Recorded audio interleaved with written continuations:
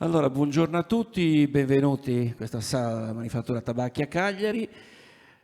Ovviamente siamo in diretta streaming sulle piattaforme social del progetto MEDBEES Hubs, quindi cercherò anche di parlare lentamente perché c'è anche una traduzione in simultanea. La conferenza di oggi è conferenza finale in cui la Camera di Cooperazione Italo-Araba celebra appunto il successo del progetto europeo MEDBEES Hubs. Il titolo della conferenza, lo sapete tutti, ma lo rinnoviamo, è quello di costruire e sostenere la bee economy nel Mediterraneo. Questa conferenza prevede ovviamente la partecipazione di un partenariato europeo internazionale composto da 5 paesi: Cipro, Egitto, Libano, Palestina e Italia. Durante la conferenza di oggi, durante i lavori di oggi, verranno presentati i risultati ottenuti da questo progetto e quello che poi sarà la visione futura. Parte integrante di questo evento sarà anche la possibilità di conoscere i giovani imprenditori, i giovani innovatori e innovatrici che grazie al progetto hanno potuto rendere realtà quelle che erano le proprie idee, oltre al fatto di scoprire quelle che saranno le pratiche sostenibili all'interno del progetto. Progetto MEDBEES Hubs finanziato dal programma ENI CBC MED 2014-2020. Abbiamo detto che questi 5 paesi hanno sviluppato modelli più sostenibili per la produzione di miele, ed ecco perché il gioco di parole business con bee, che poi in inglese vuol dire, appunto in italiano vuol dire api, ed è un gioco di parole molto molto azzeccato. L'idea appunto è quello non solo di dare sviluppo al progetto proprio sul miele, ma non solo, perché ha rilievo tutto il settore apistico, quindi anche ciò che riguarda i servizi collaterali, quindi è proprio un vero e proprio bee tourism. Data la complessità della giornata di oggi, ci saranno tanti relatori. Ovviamente do quelli che sono i consigli per tutti i relatori che saliranno qui su questo palco. Diamo la possibilità a tutti coloro che interverranno di parlare per un massimo di 10 minuti, perché altrimenti rischiamo davvero di andare troppo lunghi con i tempi e anche per la diretta in streaming.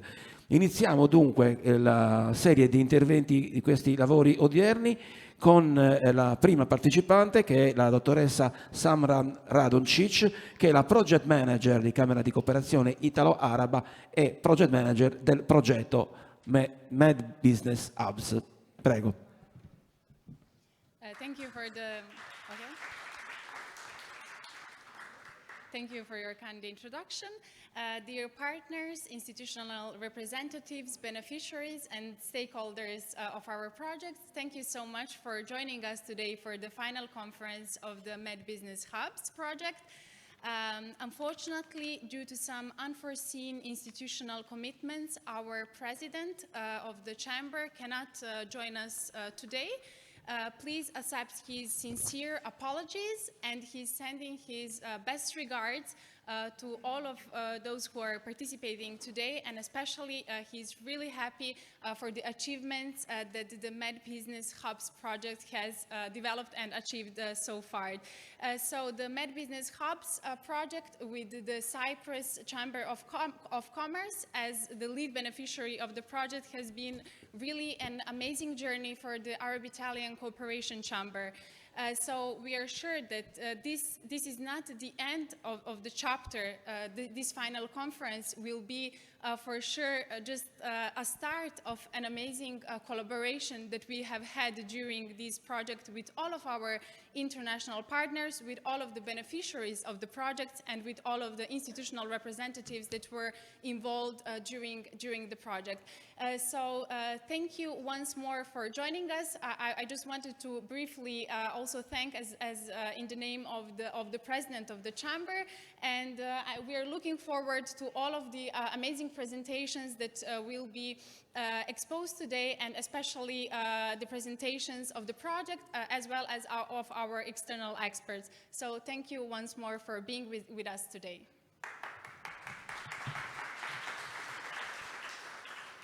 Grazie mille per i saluti di benvenuto. E ora la volta della dottoressa Silvia Zedda, responsabile dell'unità di autorizzazione, autorità di gestione del programma della Regione Autonoma Sardegna. Prego. Distinguished speakers, esteemed guests, ladies and gentlemen, it's my great pleasure to be with you today as representative of ENI-CBC MED, the program which has funded the MED Business Hub project. As you may know, ENI-CBC MED is the largest cross-border cooperation initiative funded by the European Union under the Neighborhood Policy. We work across a large, diverse and vibrant cooperation area, home to 200 million people, which comprises 90 territories of 13 different countries from both shores of the Mediterranean Sea. We manage a portfolio of 80 projects with 200 million euros in crucial sectors of the Mediterranean region, such as business, development, youth inclusion, water conservation, energy efficiency, social and solidarity economy. I would like to start my speech by quoting the project. Bees are so much more than just honey producers. On the contrary, bees are essential to people and planet. Besides providing high-quality food and valuable products such as beeswax, propolis, bees plays a pivotal role in crop and wild plant pollination, contributing directly to food security. According to the Food and Agricultural Organization, FAO, of the United Nations, a third of world's food production depends on bees. Sadly, bees and other pollinators are increasingly under from the combined consequence of human activities and climate change, and their population has been steadily declining for several years now. In such a context, MED Business Hubs has been an important, needed and visionary project with cooperation as its natural engine. From the creation, 10 new honey eco routes, the financial and technical support to 60 entrepreneurs across 5 countries, the development or enhancement of honey-related products such cosmetics, medicinal and crafting souvenirs. The project has ventured into a wide spectrum of action to untap economic opportunities that harness the power of bees in a sustainable manner. The significant participation in the different training sessions and workshops organized by the project highlight the will of the beekeepers to become entrepreneurs, a positive sign if we want our rural areas to thrive with vitality. As we celebrate the achievement of the MED Business Hubs project, we must continue to nurture such initiatives, support local entrepreneurs, and ensure the sustainability of the unique Mediterranean ecosystem. Interreg NestMed, the new European Union-funded transnational program for cooperation on the European Union external borders with the 15 countries, include newcomers Algeria and Turkey, and over 260 million budget, could represent a platform to catalyze further initiative, driving lasting impact in rural communities across the Mediterranean. My colleague Martin Hebel will present the priorities and funding opportunities of Interreg NestMed. Ladies and gentlemen, the Mediterranean is a region of immense potential. Together, through projects like MED Business Hubs, we can harness the potential to create a brighter, more inclusive, and sustainable future for all, including people and animals. In conclusion, I would like to extend my sincere gratitude to all the project partners for their hard work and outstanding individuals who have made this project successful. Thank you very much for your attention. Grazie alla dottoressa Silvia Zedda e per concludere i saluti di benvenuto è la volta della dottoressa Maria Giuseppina Cireddu, direttrice generale dell'assessorato dell'agricoltura della Regione Sardegna. Non c'è, quindi abbiamo dottor Nicola Sasso in rappresentanza della Regione Sardegna. Prego. Buongiorno a tutti, buongiorno, sono molto lieto di essere presente a questo importante evento di conclusione del progetto MEDBEES Hubs Project. Volevo portare innanzitutto i saluti del direttore generale, dottoressa Cireddu, che si scusa per non essere presente, ma ci teneva molto alla nostra partecipazione, e dell'assessore dell'agricoltura. Volevo dire due parole rapidamente. Personalmente sono molto curioso di ascoltare i risultati dei 2 anni di progetto. Sono andato ieri a vedere un po' il sito e anche la comunità molto animata su Facebook con tutte le esperienze e le buone pratiche che sono state postate. L'assessorato dell'agricoltura mette a disposizione del comparto apistico delle risorse importanti. Queste risorse sono principalmente gestite attraverso i fondi europei della PAC, della Politica Agricola Comune, e quelli che erano fino al 2022 i fondi della OCM, l'Organizzazione Comune dei Mercati, nella programmazione 2023-2027 saranno rappresentati dai fondi denominati interventi settoriali, dove il comparto apistico è stato per la prima volta individuato come un comparto a sé stante beneficiario assieme ad altri settori di rilevanza strategica per l'Italia, perché la nostra programmazione regionale si colloca all'interno del piano strategico nazionale della PAC, di risorse dedicate, risorse importanti che finanziano innovazione, finanziano progetti di investimento e finanziano anche la possibilità per i produttori di unirsi in associazioni di produttori. Una seconda linea di attività, e concludo, di cui il nostro assessorato si occupa, e anche io personalmente, è quella dei finanziamenti per le attività che le imprese agricole possono effettuare in ambito di diversificazione dei loro prodotti e dei loro servizi, non solo attraverso la produzione di cibo e di alimenti, ma anche in servizi correlati. Un po' questo è stato anche, mi pare, uno degli elementi principali di questo progetto. Quindi forme di turismo rurale, forme di didattica, di servizi ricreativi, di turismo esperienziale o trasformazione in nuovi prodotti e servizi. Questo in ambito regionale è quello che facciamo per il settore. Inoltre, infine, finanziamo anche dei progetti di cooperazione interterritoriale e transnazionale.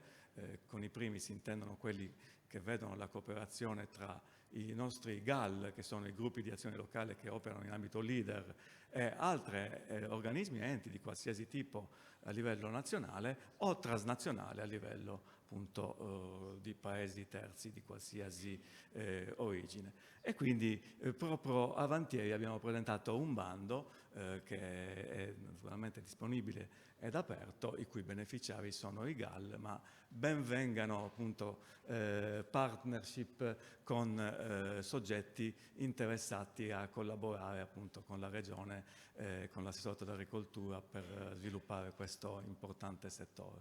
Vi ringrazio molto, davvero complimenti per il progetto e un augurio di buon lavoro. Grazie al dottor Nicola Sassu, in rappresentanza dell'assessorato all'agricoltura della Regione. Il secondo blocco dei lavori odierni passano per la presentazione del programma Interreg e NextMed. Quindi chiamo sul palco il dottor Martin Eibel, responsabile della comunicazione autorità di gestione appunto del programma Interreg NextMed della Regione Sardegna. A dire la parola, Grazie. prego. So, good morning to all. Thanks for the project, Business Hub, for the invitation and to give us the opportunity, the platform to present the new cooperation program that has been adopted last December. So the journey of this type of cooperation has started in 2007 with the first program. Now we're closing the second one, ENICBC Med, and we're starting a third one. So collectively, it's a successful endeavor. The European Union believes that we can do a lot in the Mediterranean area, as it was said by my director. It's an area of huge potential, and thanks to projects like yours, we can make a difference for the territories and for the people. So today I'm very happy to be with you, to see some old faces, people who have been supporting this program since its inception in 2007, people who have joined us for the 2014-2020 edition, and hopefully you will continue to work with us and to provide your contribution, your much needed contribution to the advancement and the reinforcement of cooperation across the Mediterranean area, especially in these very, very challenging times for our region. So today I will give you an overview. We are working, I know you're all waiting for the first call for proposals for all of you, for those of you who are willing to continue working with us. So we are working hard on it. We are working on the documents. We are preparing everything. We hope that it will be an enjoyable experience for all of us. And we promise to deliver as soon as possible and to launch this much awaited call for proposal very, very, very soon. So all the team is really like committed to deliver a package that can cater to the needs of many, many different organizations across the Mediterranean area. People who have experience with us, but also we are always looking for newcomers. So fresh money hopefully is arriving very soon, so get ready. Be in the starting block. You'll get some more precise information very soon. So today it's also an opportunity to present what's on the offer for this new program. There are some elements that are going to be consolidated, and there are some new elements. One of us is that we are like changing family. We have a new branding, but it's not just a branding, it's the fact that this program is moving like from the full external action of the European Commission, of the European Union. Before we were like with the neighborhood policy, which has its own objective, like defining good relationships between European Union countries and its neighborhood partners. Now we're entering the Interreg family, so basically the broad objectives have been a bit updated, you know.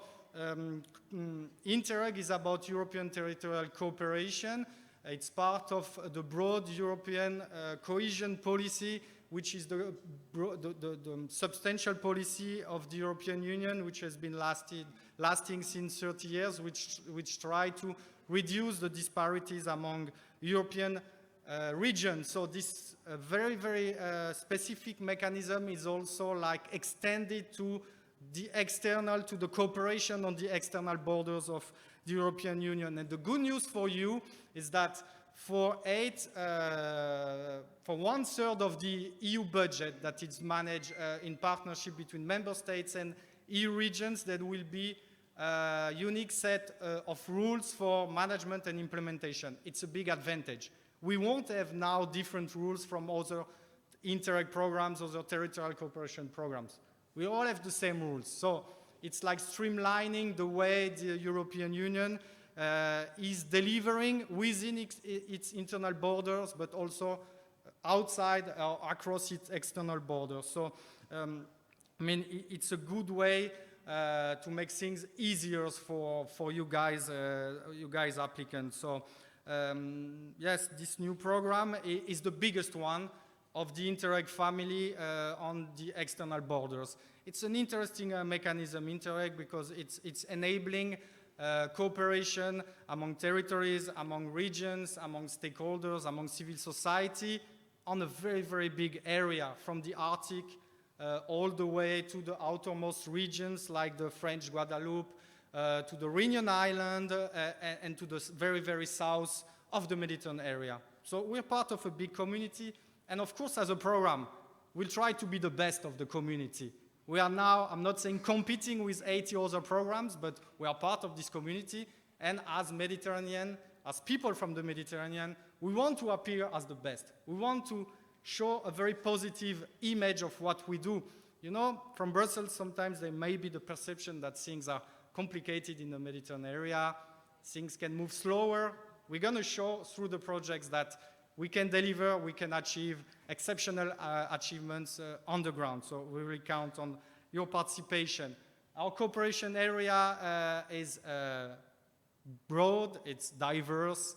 We're dealing with countries that in part are integrated but are also marked by socio-economic differences, but we are bound by common objectives and common challenges in the Mediterranean area.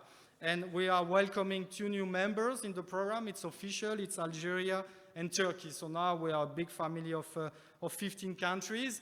And the cooperation area, for those who have been with us from the beginning, has a bit evolved, like Cairo, Amman, capital cities are becoming eligible. Before they could participate under very specific conditions. The geography for Italy, for instance, has been a bit remodeled, like for Portugal, for Spain. It has been extended for Tunisia, so there are always like dealings with the territories that can participate in this program. No more adjoining regions, no more complicated stuff like major economic centers. We only work with those regions in blue. So this is the territorial rules of the game. Unfortunately, for a big program like ours, the money is never enough. We'll discuss the money after, but still, together, we have the opportunity to achieve and deliver. So, as I was saying, why this program is needed, why the EU wants to invest in such a cooperation framework. Of course, it's easy to say that we are sharing the same area, we are sharing the same sea, we are sharing a common biodiversity, but it's very true that, and we saw that last year, we were present at COP27 in Sharm el-Sheikh, we are all facing, as Mediterranean people, the effect of climate change. The globalization is there. Our SMEs have to compete with other markets, Asian markets. We need to build more inclusive societies for the marginalized people, for those vulnerable. I mean, these are challenges that can have different degree of intensity in the countries, but they are the same challenges. So that's why this cooperation is needed. We're going to put through this program the best expertise available across the Mediterranean area. 15 countries putting the most distinguished knowledge and the brightest mind. This is the added value of this program. I mean, you can build such wonderful projects because you take a good part from here, from Egypt, you're taking a good part from Cyprus, you're taking a good part from Italy, and you can actually deliver. This is what we expect from our projects. This is what makes this program really a unique platform. And as I was saying, the money is never enough, but we were still happy that this new program for the 21-20,000 period has more money. The budget has been increased by 21%. And I can also announce that besides the 250 million euro, we were recently granted additional 10 million euro by the Commission. This will be made official very soon. So you might say this is like a drop in the ocean of issues we need to solve together in the Mediterranean area. I can tell you that through the current program here in ICBC Med, we've been delivering a lot. We have interesting projects.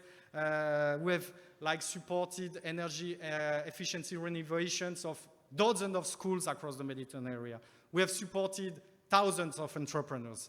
We have supported the development and creation and launching on the market of new products. And I think that today we'll hear some of these stories. We've developed dozens of new plans to manage organic waste. I mean, the money is something, the results are something else. So I think there was like a multiplier effect on this program. So what we're going to address all together, these priorities are coming from a common framework of the European Union for the world cohesion policy.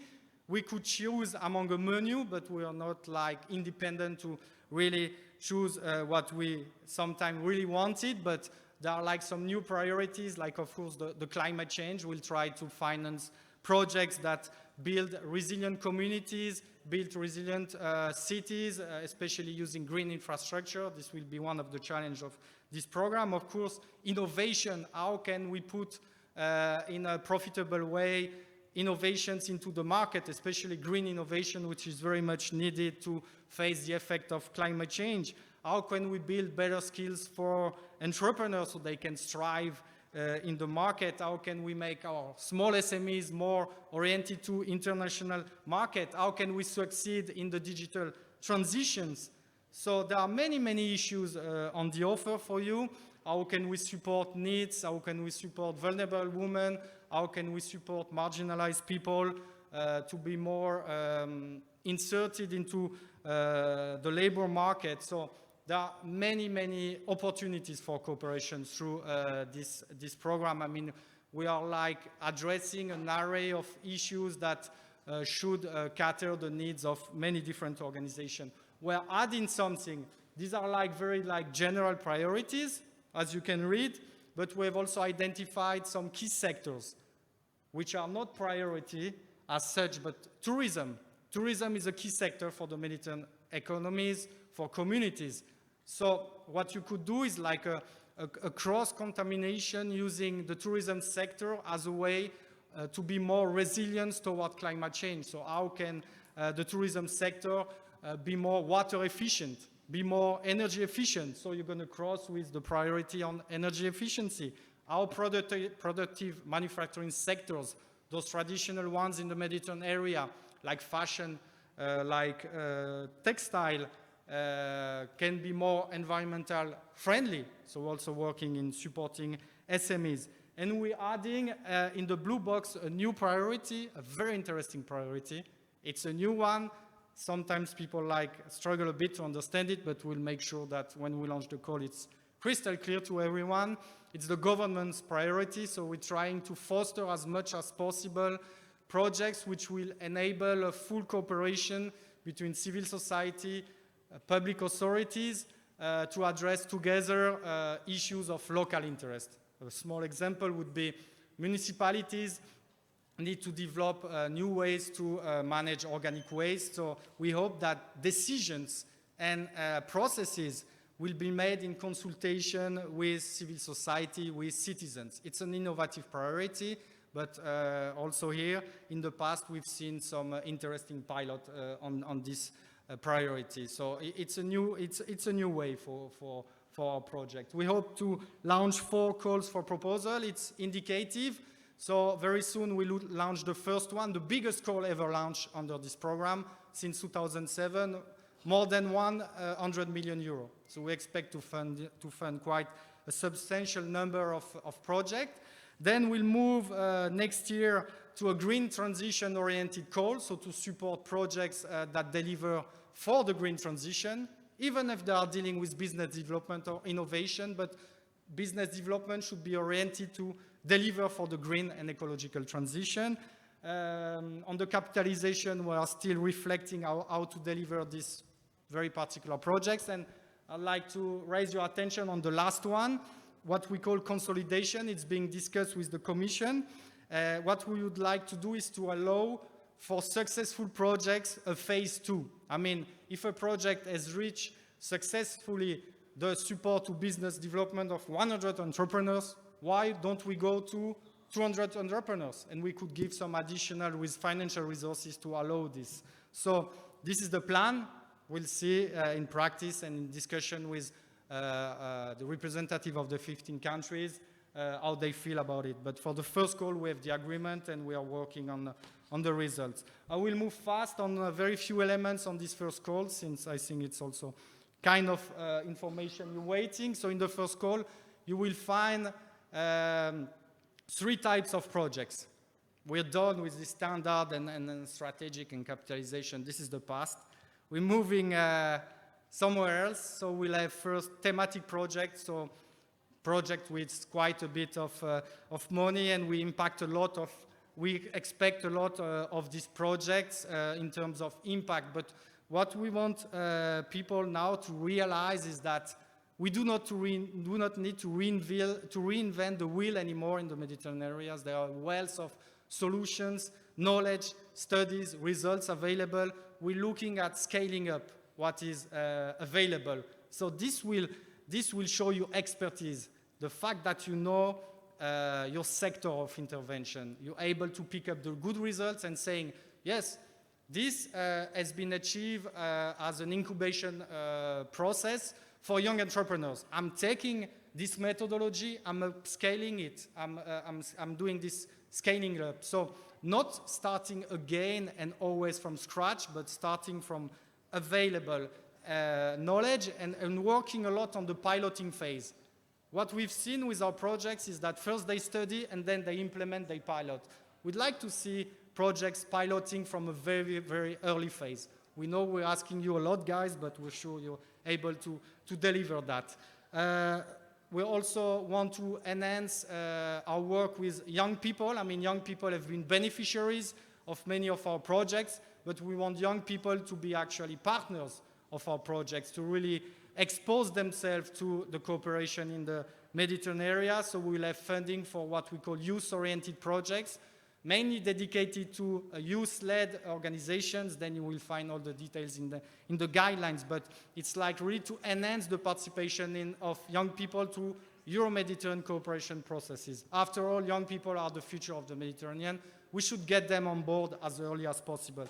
And finally, the governance project. So how can we build platform for enhancing the institutional dialogue between public authorities, civil society, to deliver together for the best of the territories and the interest of citizens. So this is what we are building as a structure, as a framework for our projects. I'm almost done. So very, very fast, also very quick on this, but we'll discuss this more in a technical way when we will launch the call. But I will just stop on a couple of points. This is a program, I mean, it's not a structural funds program where you will structurally address issues of development or environmental sustainability.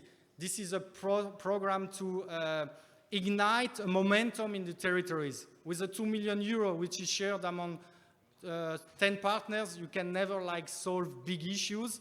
You can act very efficiently at local level. So what we want to do is that these projects really build a momentum, and that after the projects, the end of the funding, the stakeholders take on board what has been developed and continue the momentum, okay? So that's the process. And this is why we're saying this program is a very good platform to test new approaches, to be innovative. Maybe it's something you cannot do in other framework, but in our program, really, we ask you to make the best of your brains and to test really innovative, novel approach for the territories and for the people. Always keeping in mind that we need to deliver for the people, we need to deliver for the well-being of the communities. Here we are the experts, we are the ones that are skilled, and we need to support other people, like the people today in the room that have been supported by the MEDBEES Hub. That's our roadmap, that's our ambition. And also we ask projects really to go to the extra mile. Don't stop at the documents, don't stop at the recommendations, don't stop at the action plan. Implement the action plan. You have the resources, you have the time to do this. Many projects stop when they find the conclusion saying the municipality should enhance its energy efficiency policy. Let's support the municipality in moving forward. We are there for this, delivering. So I will stop with just this slide, but this is very technical, but our funding basically will go up to 2.5 million euro, 89% of maximum funding to the project, so it's always a very attractive program from the financial standpoint. And here you don't have very, very new features on the eligibility. We're keeping the good points of our program. So thank you very much, and we're looking forward to your participation. We'll have many occasions to meet and greet and discuss the call once it will be launched. Thank you very much. Grazie al dottor Martin Eibel. E per parlare ancora del programma Interreg Next Med, chiamo qui sul palco il dottor Gerardo Meridio, che fa parte dell'Unione Nazionale Associazioni Apicoltori Italiani e anche presidente dell'Associazione Regionale Apicoltori del Veneto. Prego.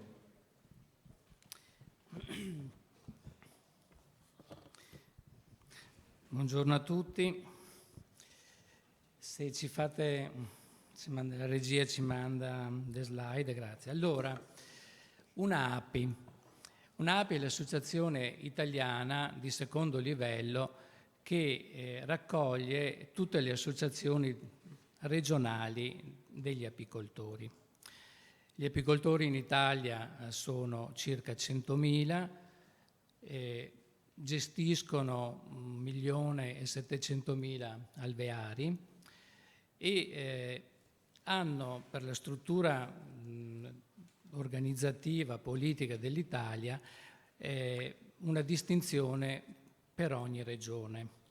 Io sono in consiglio direttivo nazionale dell'UNAPI, quindi l'organizzazione nazionale, e sono anche il presidente degli apicoltori del Veneto. Il Veneto è una regione che ha circa 100.000 alveari e a differenza delle altre regioni, non vedo le slide, ma ok. A differenza delle altre regioni ha un'apicoltura estremamente diffusa. Significa che ci sono circa 9.000 apicoltori che gestiscono circa 100.000 alveari. Cosa significa questo? Che l'Italia è molto diversa. Ci sono delle regioni come il Piemonte, come la Sicilia, dove ci sono dei grossi imprenditori apistici che gestiscono migliaia di alveari, e ci sono delle regioni come il Veneto dove ci sono tantissimi apicoltori che gestiscono da 10 a 20 a 30 oppure anche qualche grande azienda. Mi prendo il computer allora, che così...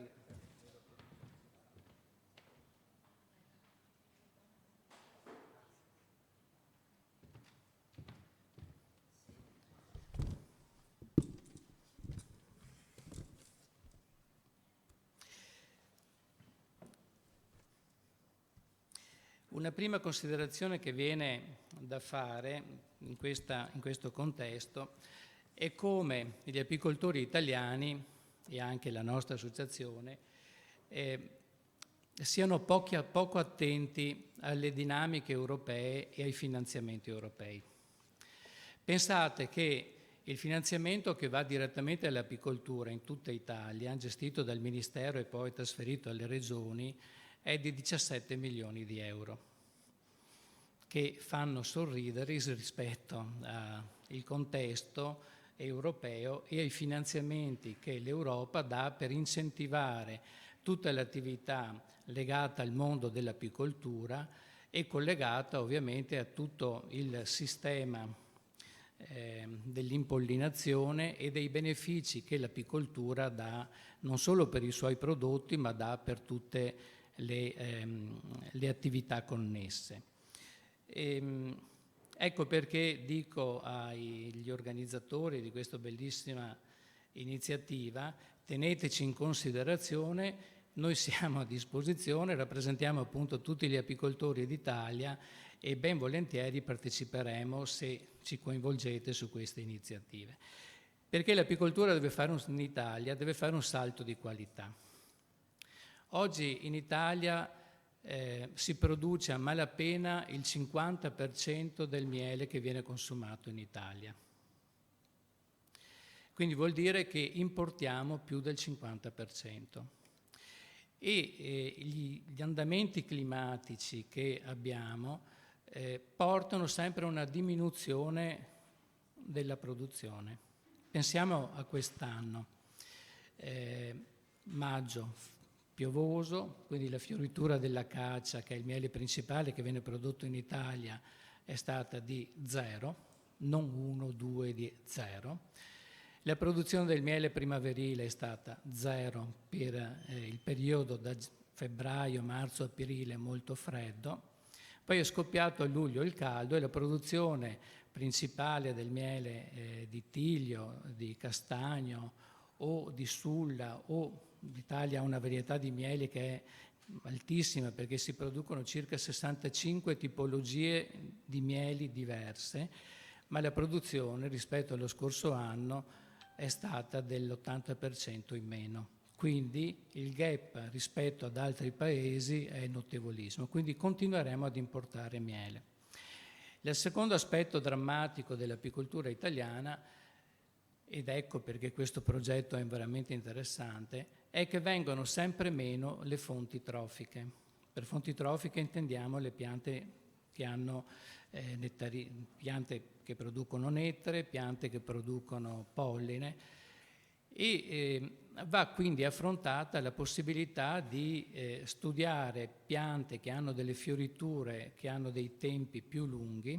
Noi in Veneto con il CNR stiamo studiando in particolare un tipo di tiglio che fiorisce fra agosto e settembre, periodo in cui gli apicoltori italiani sono costretti a dar da mangiare alle api, ad alimentarle. Quindi cosa succede in Italia? Mancano fonti trofiche, l'andamento climatico crea sempre più problemi, non si produce miele e si importa spesso del miele che non è miele.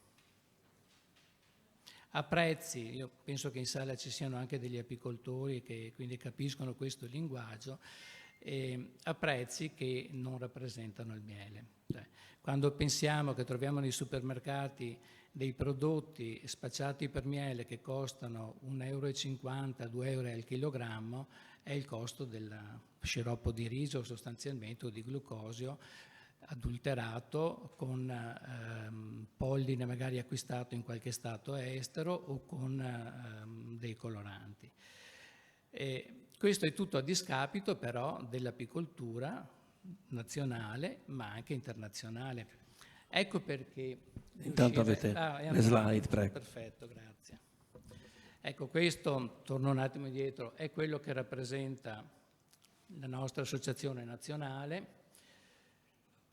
il numero di apicoltori, il numero di alveari. L'associazione nazionale si occupa delle politiche nazionali dell'apicoltura con le varie regioni e con il Ministero e però, come dicevamo, il pacchetto su cui si lavora è quello dei 17 milioni di euro, che è ben poca cosa. Abbiamo dei centri tecnici di riferimento che si occupano da un lato delle patologie apistiche che sono sempre un maggior problema, dall'altro anche delle problematiche ambientali e nutrizionali. Alcuni dei progetti in cui noi partecipiamo sono anche quelli di biomonitoraggio con il CREA di Bologna, con l'analisi di circa 3.000 alveari in tutta Italia che sono appunto sondati sia per le patologie apistiche sia per il tipo di problematiche inquinanti che ci possono essere nei vari territori d'Italia. La mia associazione che presiedo è questa.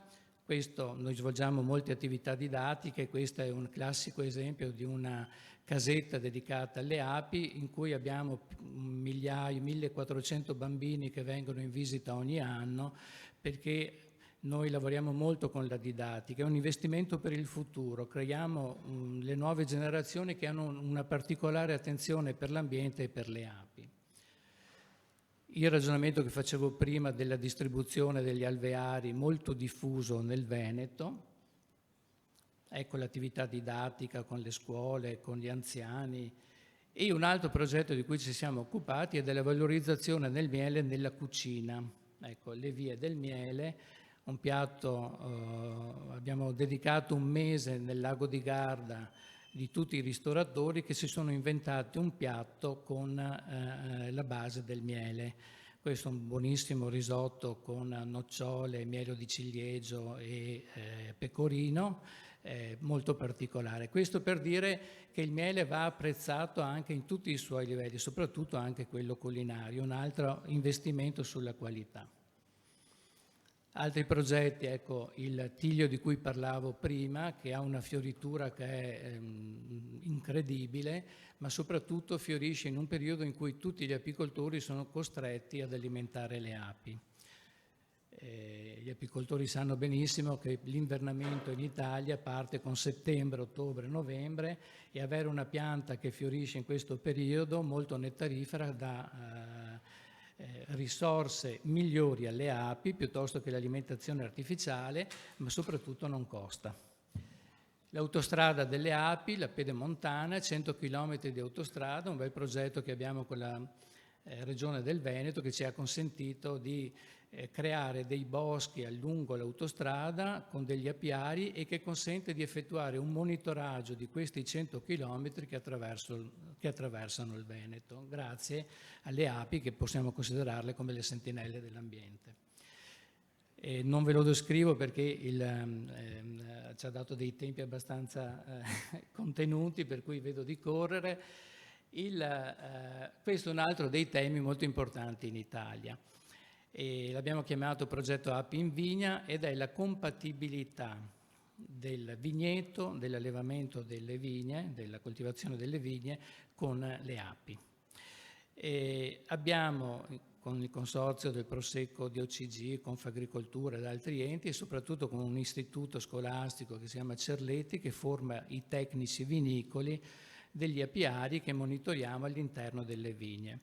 Dati molto interessanti, negativi purtroppo in tanti ambienti, in tante zone e positivi in alcune realtà. Dimostrazione che dipende dal tipo di gestione del vigneto per rendere vivibile la compatibilità con le api.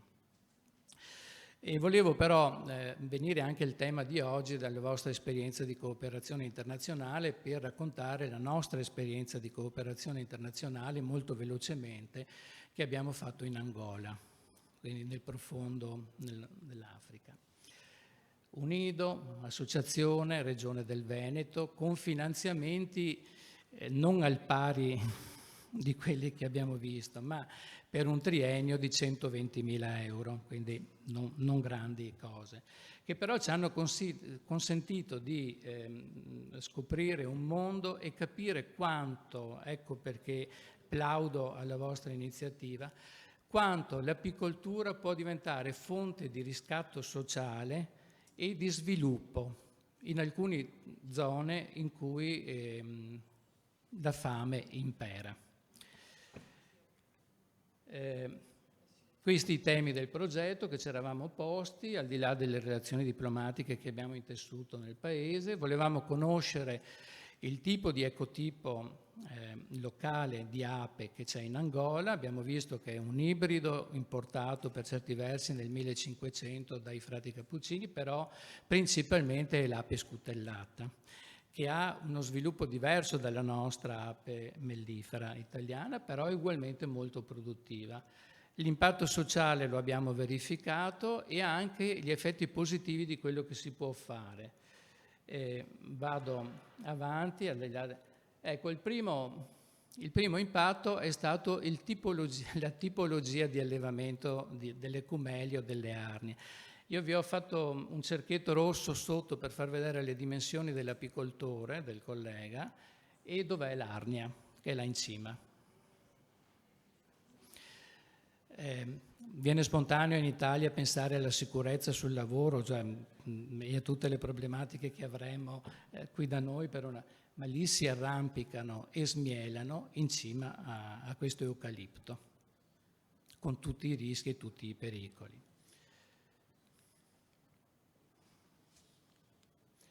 Questa era più bassa, però alcuni tentativi in Angola sono stati fatti con le arnie in cemento, le Langstrom. Vi assicuro che spostare il coperchio in cemento non è una cosa di poco conto, no. E di sicuro non le rubano. Ecco, se il problema è il furto delle arnie, queste di sicuro non vengono rubate. Però la fame e la voglia di fare delle cose, pensate cosa portano. Ecco, questo è un cestino dei rifiuti adattato per fare un'arnia. Noi abbiamo con gli apicoltori, con questi 4 apicoltori, ecco qui l'arnia in cemento, l'abbiamo trasferito in un'arnia da Adam Blatt per vedere la reazione. Però dovremmo parlare allora agli apicoltori, per cui vado più avanti. Ma cos'è che abbiamo, la sintesi di questo progetto? Che effettivamente è possibile migliorare l'allevamento tradizionale aiutandoli a fare del miele migliore e diverso, perché la qualità del miele con le fioriture abbondanti che hanno in questo paese è eccezionale. ma la lavorazione di questo miele è terribile.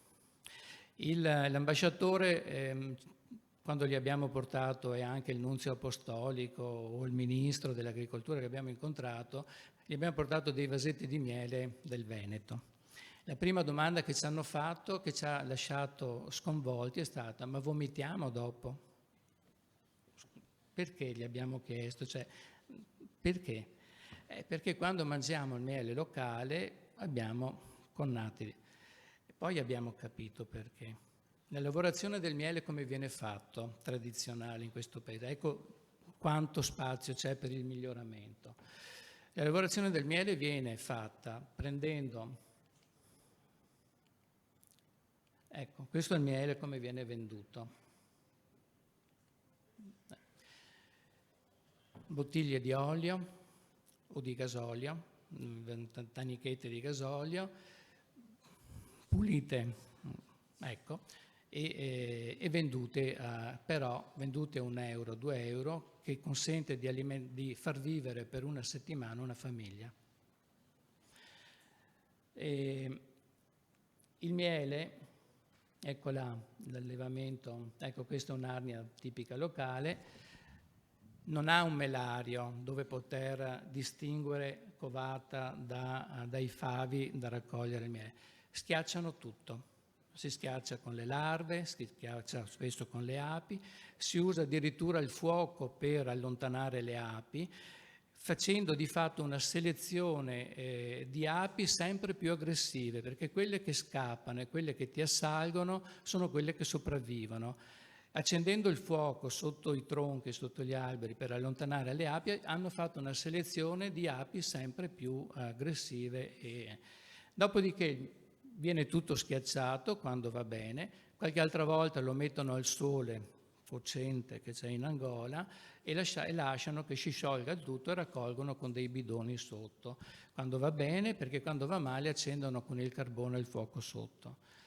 E poi filtrano tutto il ricavato con delle reti che sono quelle donate o dal governo o dall'Organizzazione Mondiale della Sanità per le zanzare, quindi le zanzariere impregnate di piretroidi. Ecco la ragione per cui quando si mangia quel miele c'è una sana aggiunta anche di insetticida che aiuta sicuramente il corpo umano ad adattarsi. Allora, questa è la situazione. Dottore, le chiedo... Ho finito. Sì, grazie. Ho finito. Questa è la situazione. Quante cose si possono fare con questi progetti? Tantissime. Noi siamo a disposizione per collaborare. Non è solo produzione di miele migliore, ma c'è tutto il contesto attorno. La cera, per esempio, qui viene buttata via, non viene utilizzata, ma la cera per l'apicoltura, per l'industria farmaceutica ha un valore enorme. Ormai cera pulita non si trova più. L'industria farmaceutica in Italia non è ancora molto utilizzato, ma c'è la produzione del veleno che è fondamentale, che ha un valore enorme, il miele di qualità. Allora, questi progetti, poi ovviamente la falegnameria, che è quello che noi faremo adesso, la produzione dei vasi di vetro invece di quelle bottiglie di plastico, le taniche di gasolio. Allora, questi progetti hanno la possibilità di dare veramente uno sviluppo a questi paesi, purché arrivino veramente alle persone di cui hanno bisogno. Ecco, noi con 120.000 euro abbiamo questo progetto triennale, per cui abbiamo altri 2 step e faremo le seconde parti. Riuscire però a fare queste attività, lì non siamo nell'ambito del Mediterraneo, però il Veneto potrebbe anche esserci in questo ambito, anche se il mare Adriatico, ma come c'è la Liguria che è il Mar Ligure, potremmo esserci anche noi. Consideratici come Veneto, come associazione anche nazionale, noi ci siamo e siamo a disposizione, perché l'abbiamo sperimentato, si può realmente dare una mano allo sviluppo di questi paesi e nel contempo allo sviluppo di tutta la biodiversità, perché come vi dicevo prima, oggi il problema dell'apicoltura non è che ci sono solo meno api, è che hanno sempre meno nutrimento. Grazie. Grazie dottor Gerardo Meridio. Chiamo ora sul palco la dottoressa Greca Meloni dell'Università di Vienna che parla della politica e l'apicoltura in Sardegna. Prego. Grazie, buongiorno a tutti, ringrazio Sambra per avermi invitato a parlare insomma qui per voi e non appena arrivano le slide io farò l'intero intervento in inglese anche un po' per rispetto nei confronti delle persone che hanno fatto un lungo viaggio e sono venute qui. Ok, la prossima slide. Dov'è il cambio? Ok. Okay, so today I will be presenting what is the result of my PhD research in beekeeping in Sardinia. I have been doing research since 2016. This is more or less an overview. The focus of my research was, as I said, beekeeping in Sardinia and present-day beekeeping, so not all days practicing. I'm an anthropologist, so the approach that I was using is an anthropological approach. You see, I have been working here and doing fieldwork since 2016.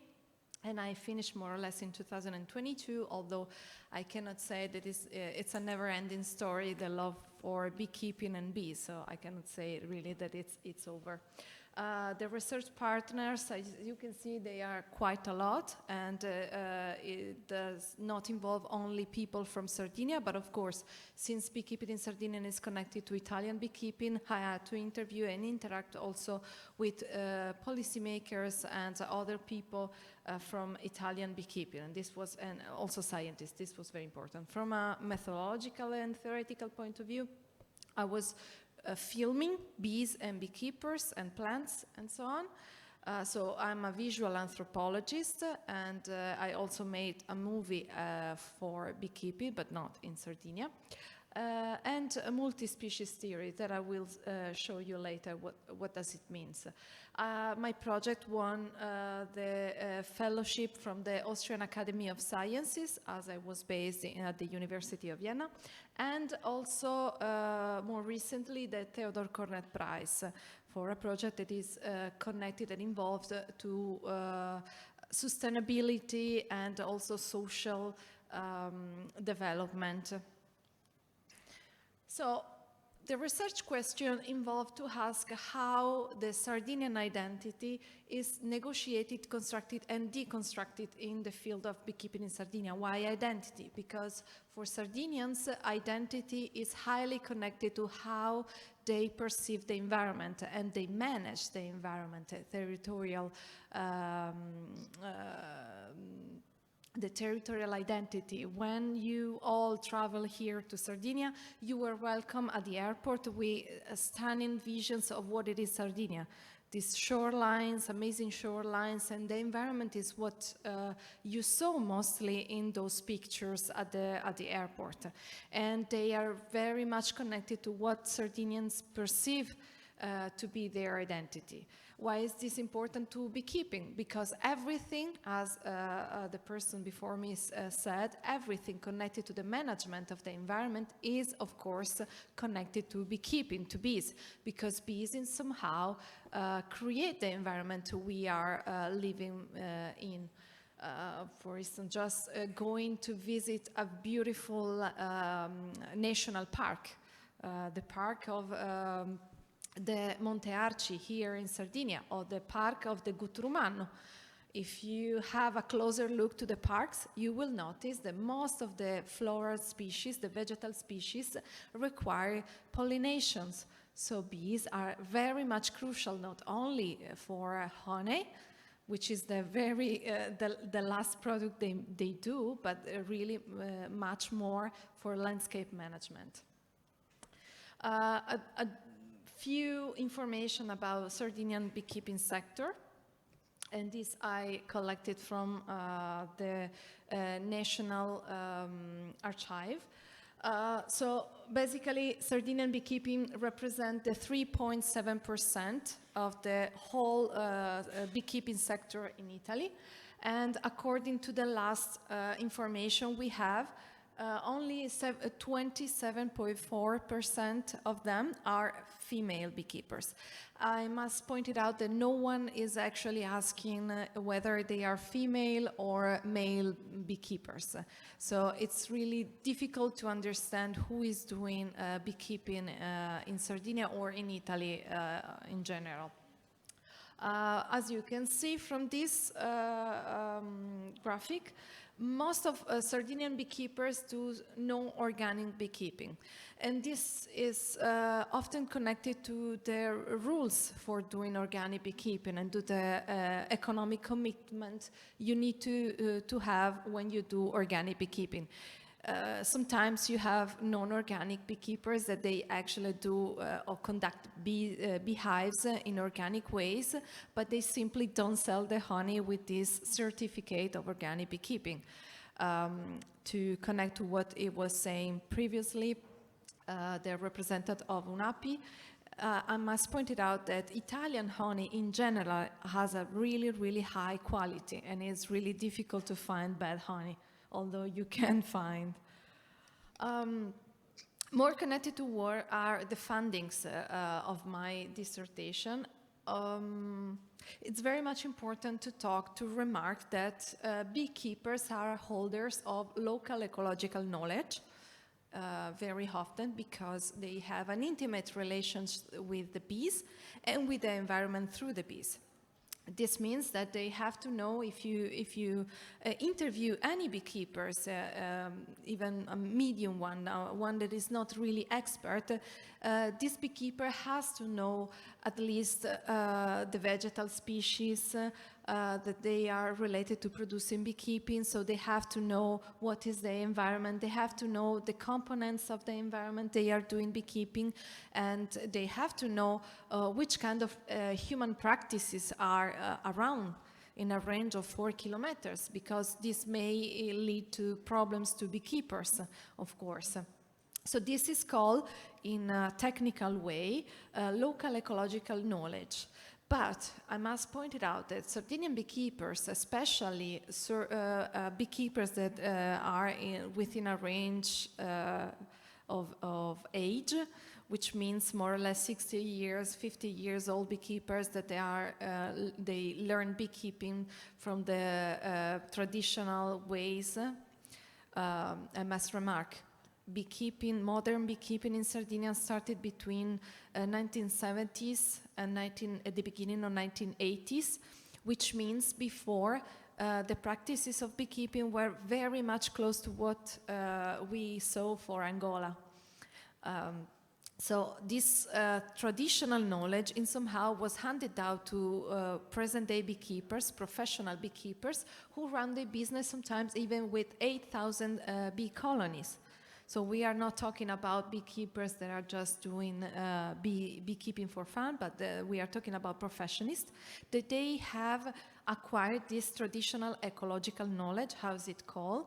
And this traditional ecological knowledge is very much crucial because they know and they can detect through the bees very little changes in the environment. They know how it used to be, they know what it used to be beekeeping before, and for instance before, due to the climate condition, beekeepers didn't feed their bees during winter times or during summer times.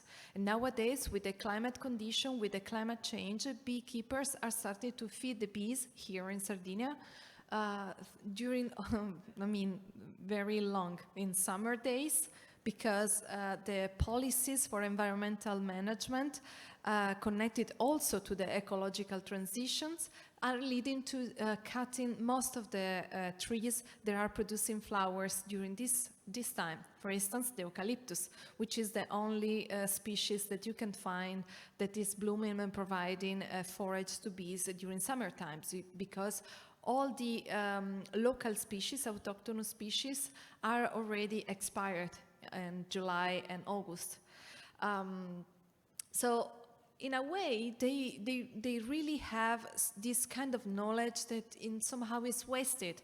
because they only share it between them. They only share it between people that are members of their communities, but they don't deliver it to anyone else.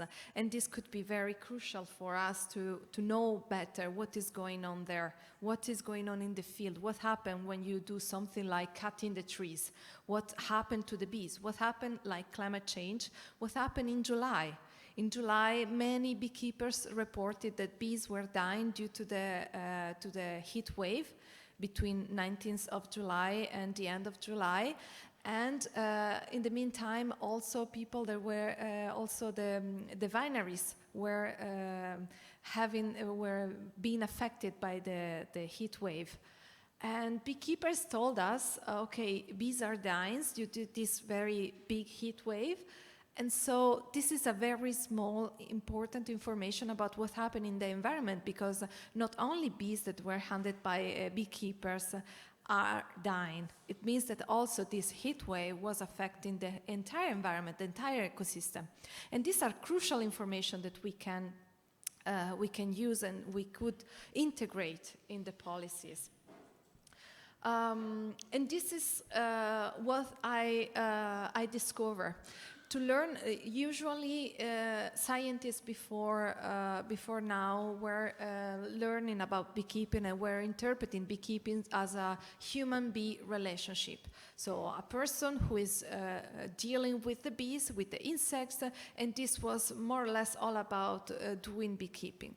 But I discovered that it's much more than that. And beekeeping, it's something that involves the human aspects. And the human aspect, it doesn't really stay only to the beekeepers, but to what actually happened in the environment. What is there, the cultural aspects that shape the environment you are doing beekeeping. The bees, of course, because they connect cultural and natural environment in a way. They speak to us through beekeepers. And, of course, the environment. But the environment is not something that is only natural, it's something that is cultural and natural shaped. And is the result of a long interaction, interspecies interaction between not merely beekeepers, but also all the people that are doing any kind of activity, like agriculture, environmental management, even industry. Decide to make an industry in a place, in a specific given environment, and then you remove all the natural aspects that they are not important for you anymore.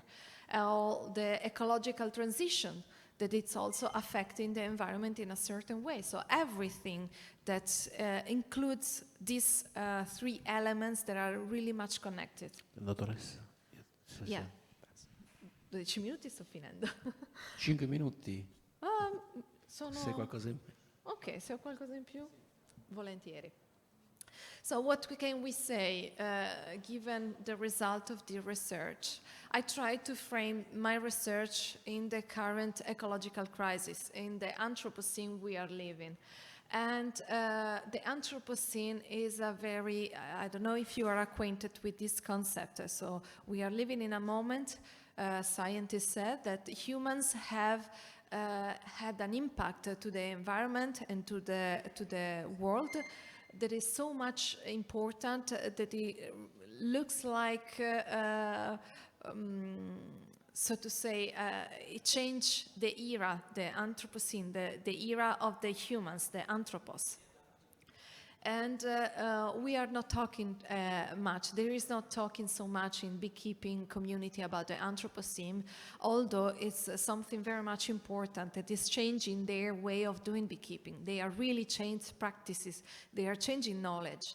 They are changing a lot, and they are changing their interaction with bees and the environment. So what can we learn by beekeepers? What they can teach us doing beekeeping in Sardinia, but also we can apply this to other situations in Italy and elsewhere. Taking seriously beekeeping knowledge represents a very crucial point for us. It can be useful to design more sustainable, and sustainable I meaning some policies that really acknowledge the life of other critters, meaning plants, meaning insects. What you are doing is not affecting simply the people, but it's affecting the areas, the wetlands, the hydrological systems, and the insects that you don't see, but they are very much important for us for living in there. As I said at the beginning, the Parco of the Guturumano. If you do something, if you change the situation now, and you make such a big change in the composition of the environment, this may affect the composition of little critters like insects, and this eventually leads to the collapse of certain vegetal species, because I remind you that the population of insects, of pollinators, and the population of vegetal species is general 1-to-1. If you in somehow reduce one of the two populations, the other one also collapse in the same time. This is simultaneously. So we really need to pay attention to the equilibrium, to the balance between species, to learn how to cooperate and to survive in times of crisis like the Anthropocene. And with this, I close, and I hope there will be more time and more space in this MEDBEES and also in the Interact that we have seen, more space for discussing about the future of doing beekeeping or working in the environment in times of crisis like the Anthropocene. And if you want to keep contact with me, you have all the contacts here. Thank you so much. Grazie dottoressa Greca Meloni. Prima di passare al terzo blocco, che riguarda appunto la panoramica degli obiettivi e dei risultati, avremo altri 4 relatori e relatrici. Vi rinformo che il tempo tecnico per ogni relazione è di circa 10 minuti. Io non voglio fare l'antipatico della situazione, ma per dare spazio a tutti e fare in modo di poter essere incisivi anche rispetto, oltre a voi che siete qui, anche a chi ci segue in streaming, ricordo ancora una volta, nella piattaforma social di MEDBEES Hubs. E quindi, per parlare della panoramica degli obiettivi e dei risultati, sul palco chiamo la dottoressa Demetra Palaonda della Camera di Commercio e Industria di Cipro. Prego.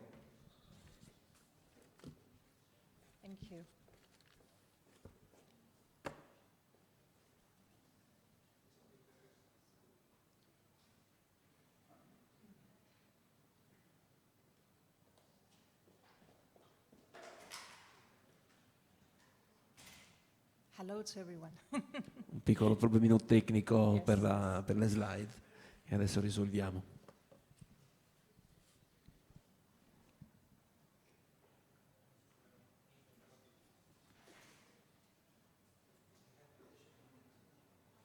Yeah. They're coming.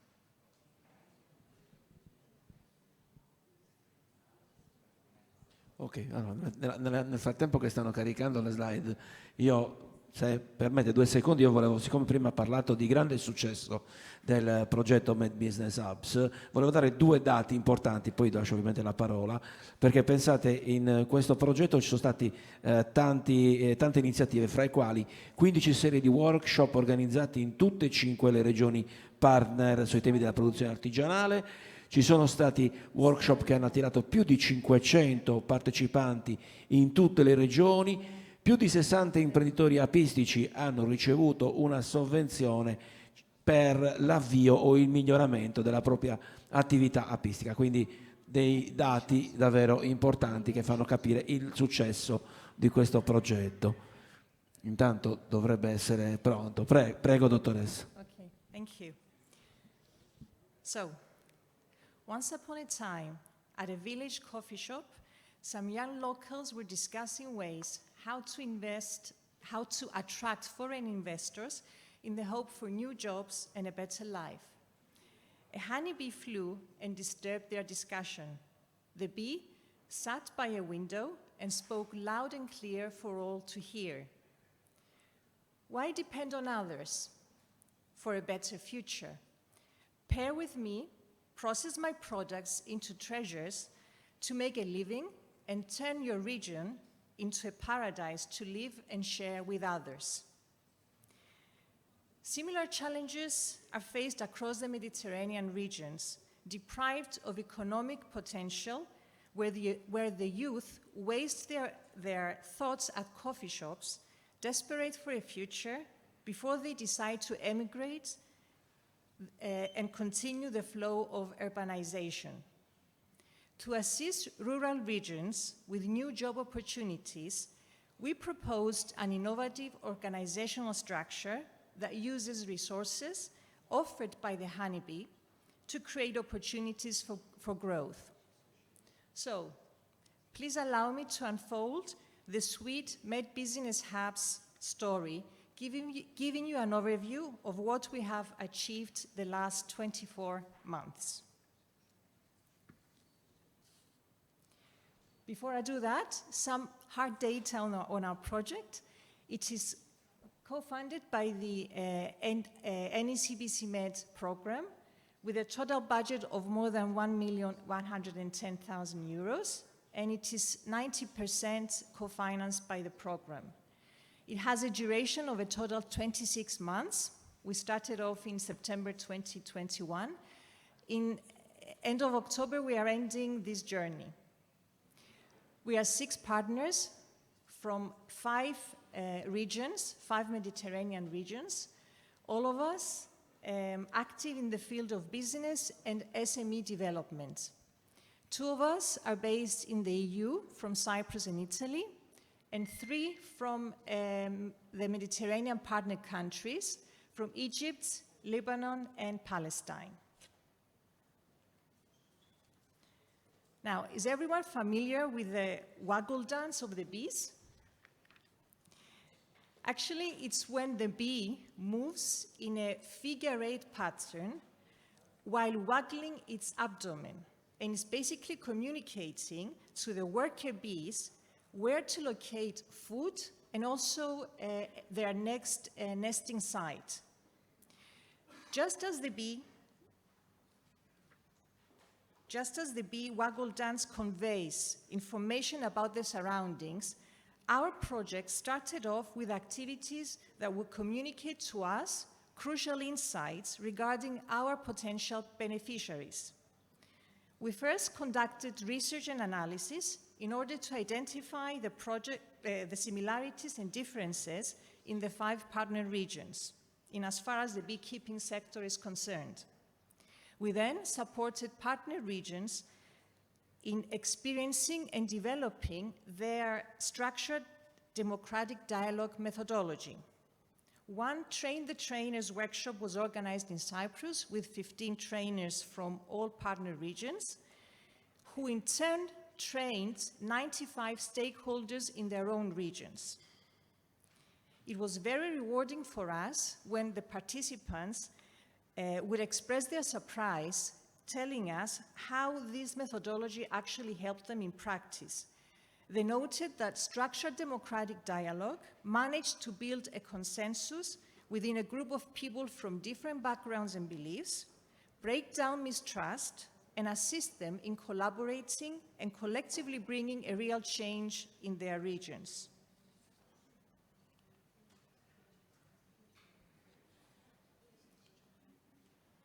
After waggle dancing, it was time for us to assist in the birth of bee businesses. We dedicated our efforts to the establishment of bee-centric enterprises, which would then serve as the building blocks for the creation of regional and Mediterranean-wide clusters of bee businesses.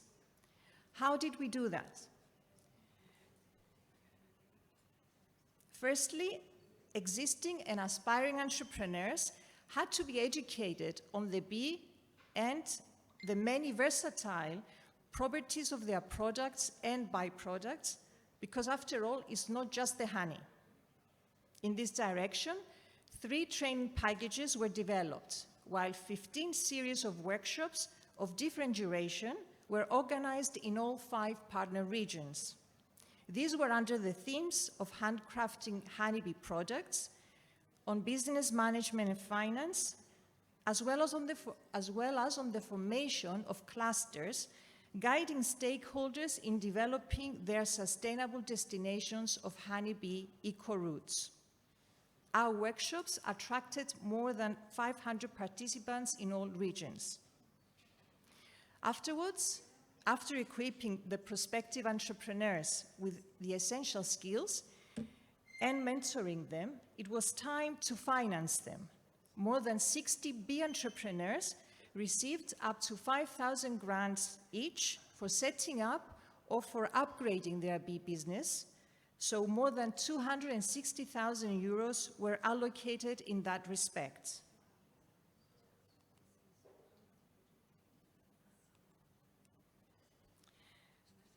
Having successfully established these innovative bee-centered enterprises, our focus then turned to the cross-pollination dimension of our initiative.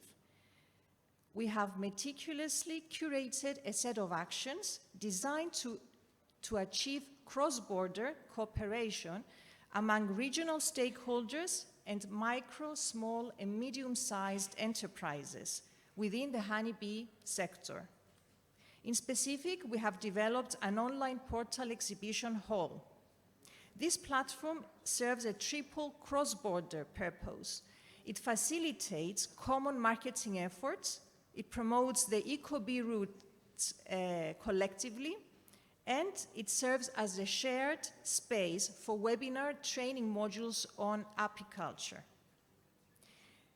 We will also soon organize a cross-border visit in Limassol in Cyprus in the last weekend of September, whereby business-to-business meetings will be arranged among more than 30 bee enterprises from the 5 partner regions, while more than 50 bee entrepreneurs will be signing the charter in the form of a memorandum of understanding of the bee hubs, leading as such to the establishment of one cross-border alliance of the Mediterranean bee economy clusters.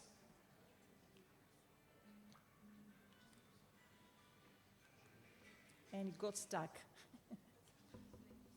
Okay.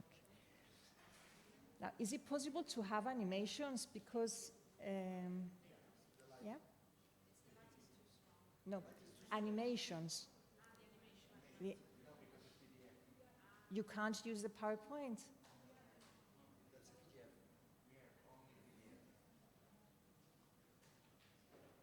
Okay, it's a pity because I had all the pictures coming up anyway. Okay.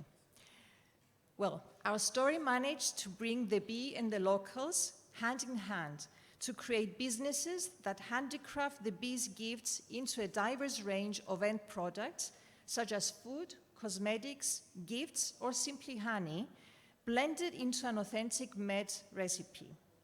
We are proud of our project achievements, and as you will hear directly from our sub-grantees later on, our sweet story has empowered people in deprived rural areas transform into sustainable business owners, as well as conscious of the importance of the endangered bees.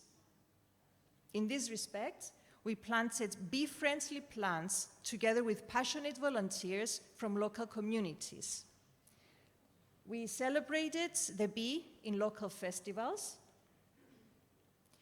We educated young and not so young people under the Save the Bees theme, while we also promoted the honey eco-routes destinations through familiarization trips using international and local travel bloggers. However, none of these would have been possible without the enthusiasm and passion of our bee entrepreneurs. And of course, our donors, the European Union, and the NECBC MED program people who are in charge and who have entrusted us carrying out these challenging projects. On behalf of the Cyprus Chamber of Commerce and Industry and me personally, a huge thank you goes to all of our project partners for joining us on the MED Business Hubs project journey. We have built some great ties Interact Next Med is around the corner, so we will see how we proceed.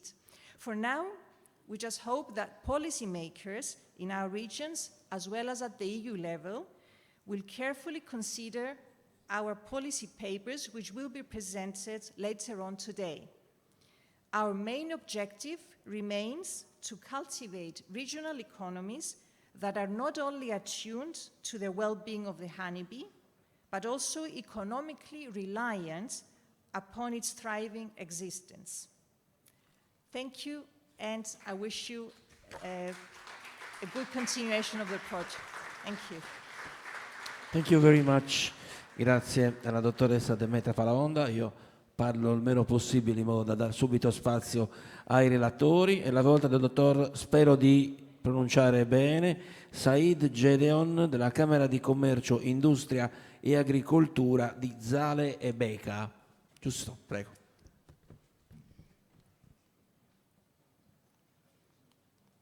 Great, thank you. Thank you, Demetra, for presenting an overview of the project activities. I'm going to foster a little bit into details and to tell you what we have done in the work package number 3, which was the bee waggle dance. In fact,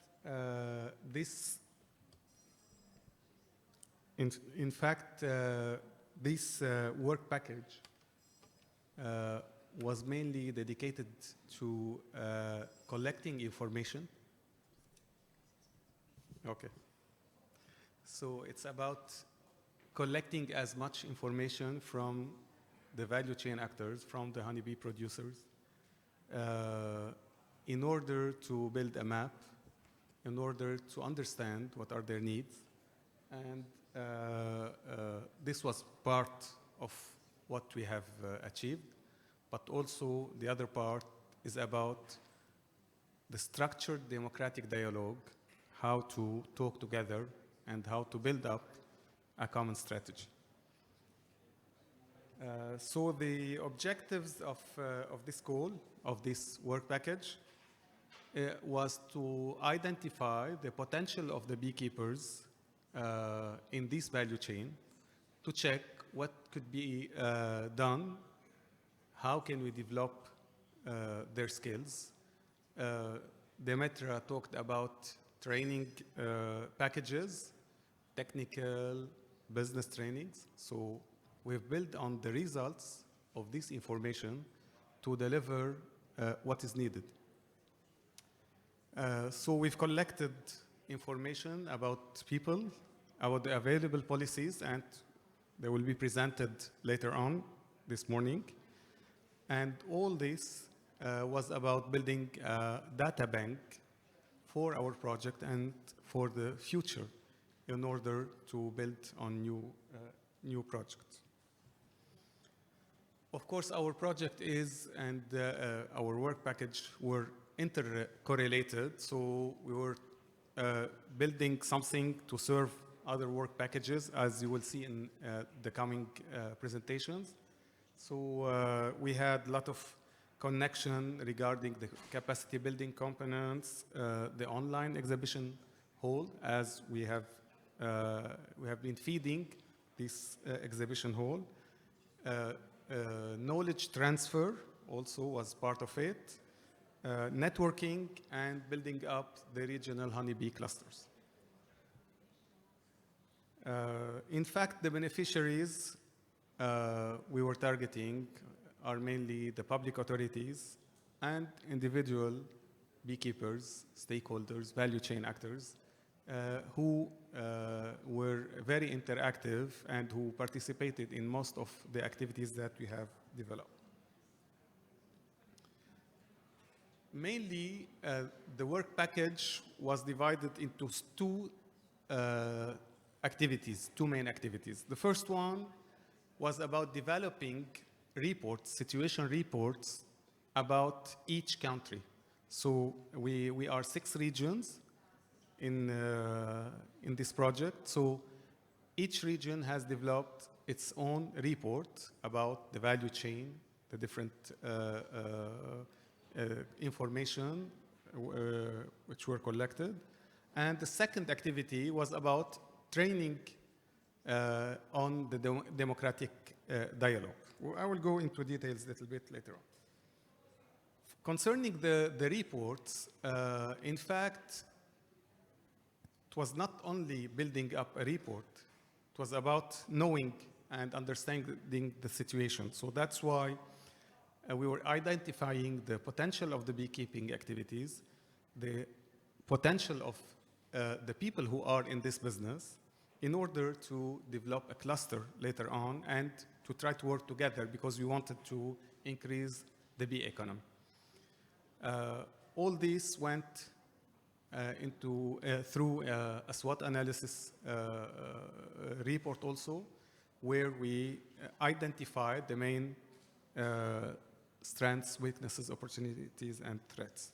And at the end, we've built a product mapping for the bee sector.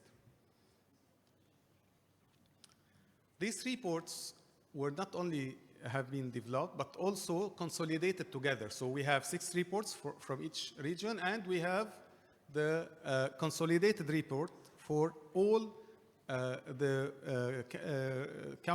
countries and all the regions participating. So you will find these ones very soon on the platform, the project platform. I've discussed this with Savas, and you will find them all together on the medbees.eu. So I invite you to check these reports and to collect as much information.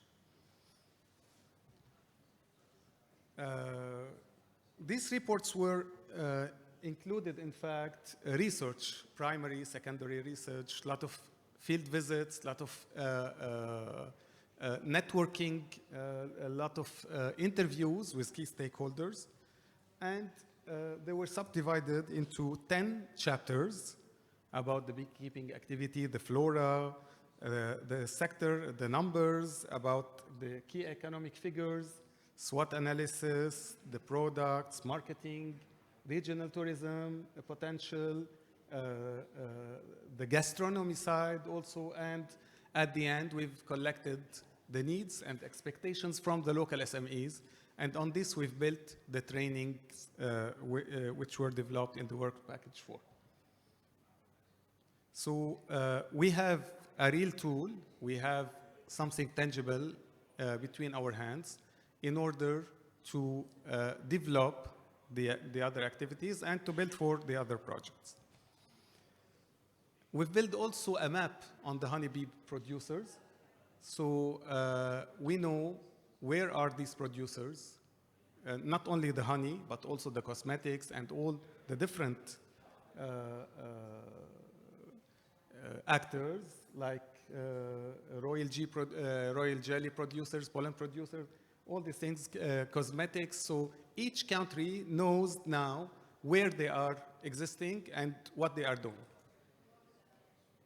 The second part was about collecting policies in our countries, and it was about the bee species, about the beekeeping activity, and the processing and the marketing activity. So all these were also collected and will be presented later on. At the end, we've prepared a consolidated report. The second activity was about the training of trainers in Cyprus, and later on, which was developed in each region, on the social democratic dialogue. This approach was developed and was built on the experience of our partner, Filagro, where we gathered different stakeholders from different backgrounds, mainly related to the bee sector, of course. And we wanted, at the end, to build up a strategy, a plan, a policy paper of the future of the honeybee sector in each region. And that was a great output because we were gathering different people who doesn't know each other, and they were able to talk together to build up something for the future of the bee sector. These trainings, I don't know, I had some also pictures here. These trainings were very successful, and I can tell you that around 100, less than 100 people were participating in these activities and build up such interesting work together. This was mainly about my presentation. If you have any question, maybe I will leave the floor later on to your remarks. Thank you. Thank you very much. Grazie al dottor Said Gedeon. È la volta del dottor, spero di pronunciare anche questo bene, Savvas Maliotis, account manager di Filagrottiki Sinvulevtiki. Buongiorno to our Italian hosts. Good morning to all non-Italian participants. The way this project is structured from here on is as follows. We started out with training at the individual level, capacity building of the beekeepers, and then we went ahead to bring them together within regions and between regions. So I'm presenting what we call, yes, work packages is the language, the strange language of the European programs, is the work package for which started off with training. Why are we doing the trainings? Because most often than not, beekeepers are trained to become good beekeepers, but not to become good managers. So we started with building up a syllabus on business management targeted directly to the beekeepers. And this was a common, let's say, syllabus for all partners. Okay, yeah. Good, thank you. So it was a common syllabus, but the partners were had the possibility to customize the training at their own regions. And apologies because we changed the text. So the first training, I'm going back again, was on the technical workshops. The technical workshops involved improvement in capacity building, in producing honey and products beyond honey, because it's quite important to help these people to be able to launch in the marketplace products beyond the honey. So I'm going back, and apologies. So the first part was training package on handcrafting honeybee products. The syllabus, as we said, was a common one, distributed to all the partners, customized, and the trainings took place in all partner regions.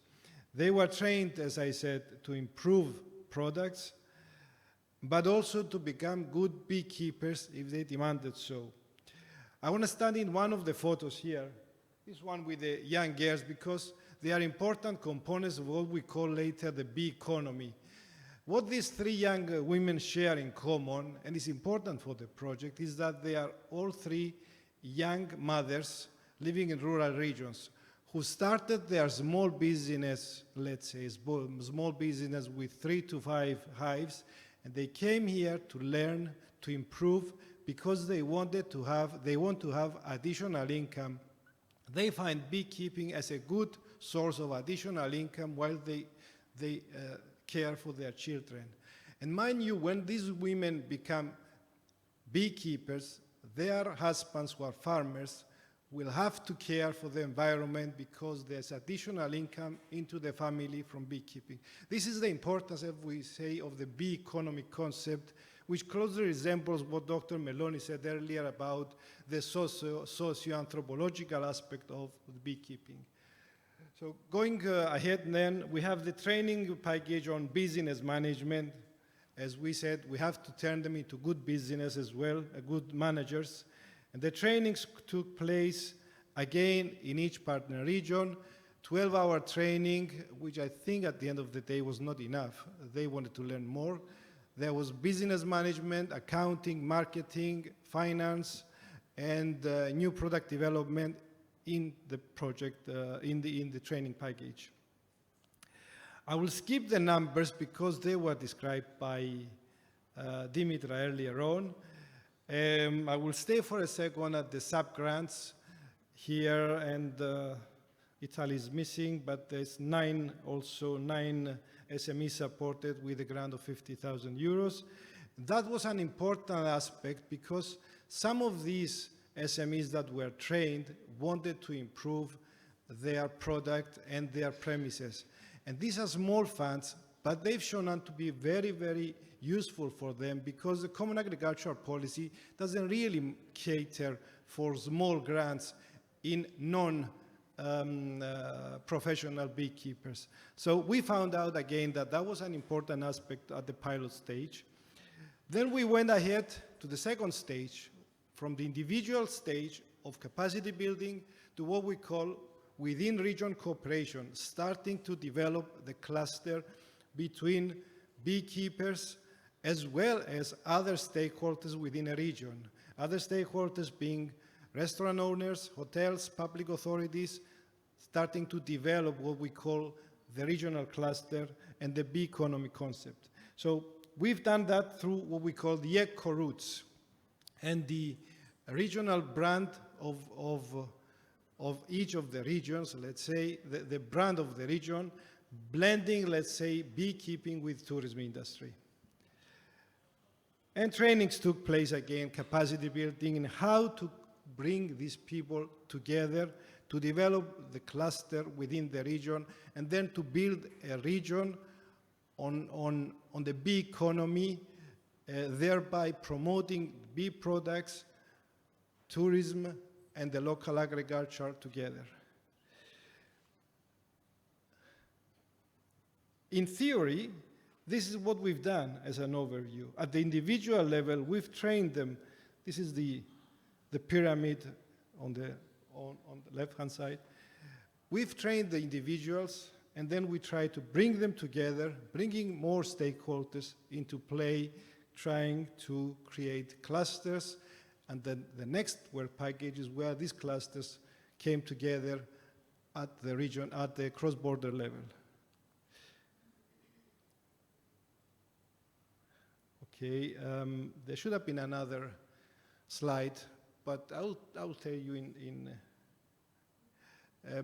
moving from theory to practice, and where we started from, we have here in Cyprus what we call the bee villages, Melissochoria. That's where we started the capitalization project, as its name. We've tried to capitalize on an existing good example that started off in Cyprus, was supported through this project, and we hope it will continue in the future. It's a good example of a starting point where beekeeping has been utilized to create a brand, and colleagues here, Mrs. Michailidou and Mr. Papadopoulos, will tell you more about that. And we are building on that so that the whole region will become a cluster of the bee economy, thereby achieving sustainable economic growth based on the concept of the honeybee. Thank you. Grazie al dottor Mariottis. Chiudiamo questo terzo blocco chiamando come relatore il dottor Ala Ez della Confederazione delle Associazioni Imprenditoriali Egiziane Europee. Prego.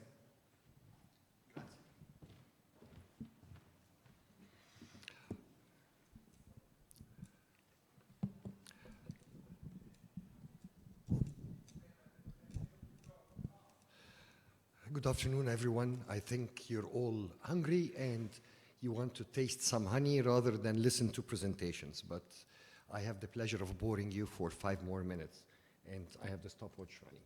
So we are trying together to build a sustainable economy.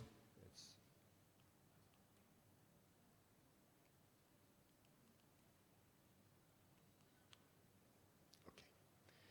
So our part, work package 5, as we call it in CBC, is from honeycomb to beehive, the establishment of pollination.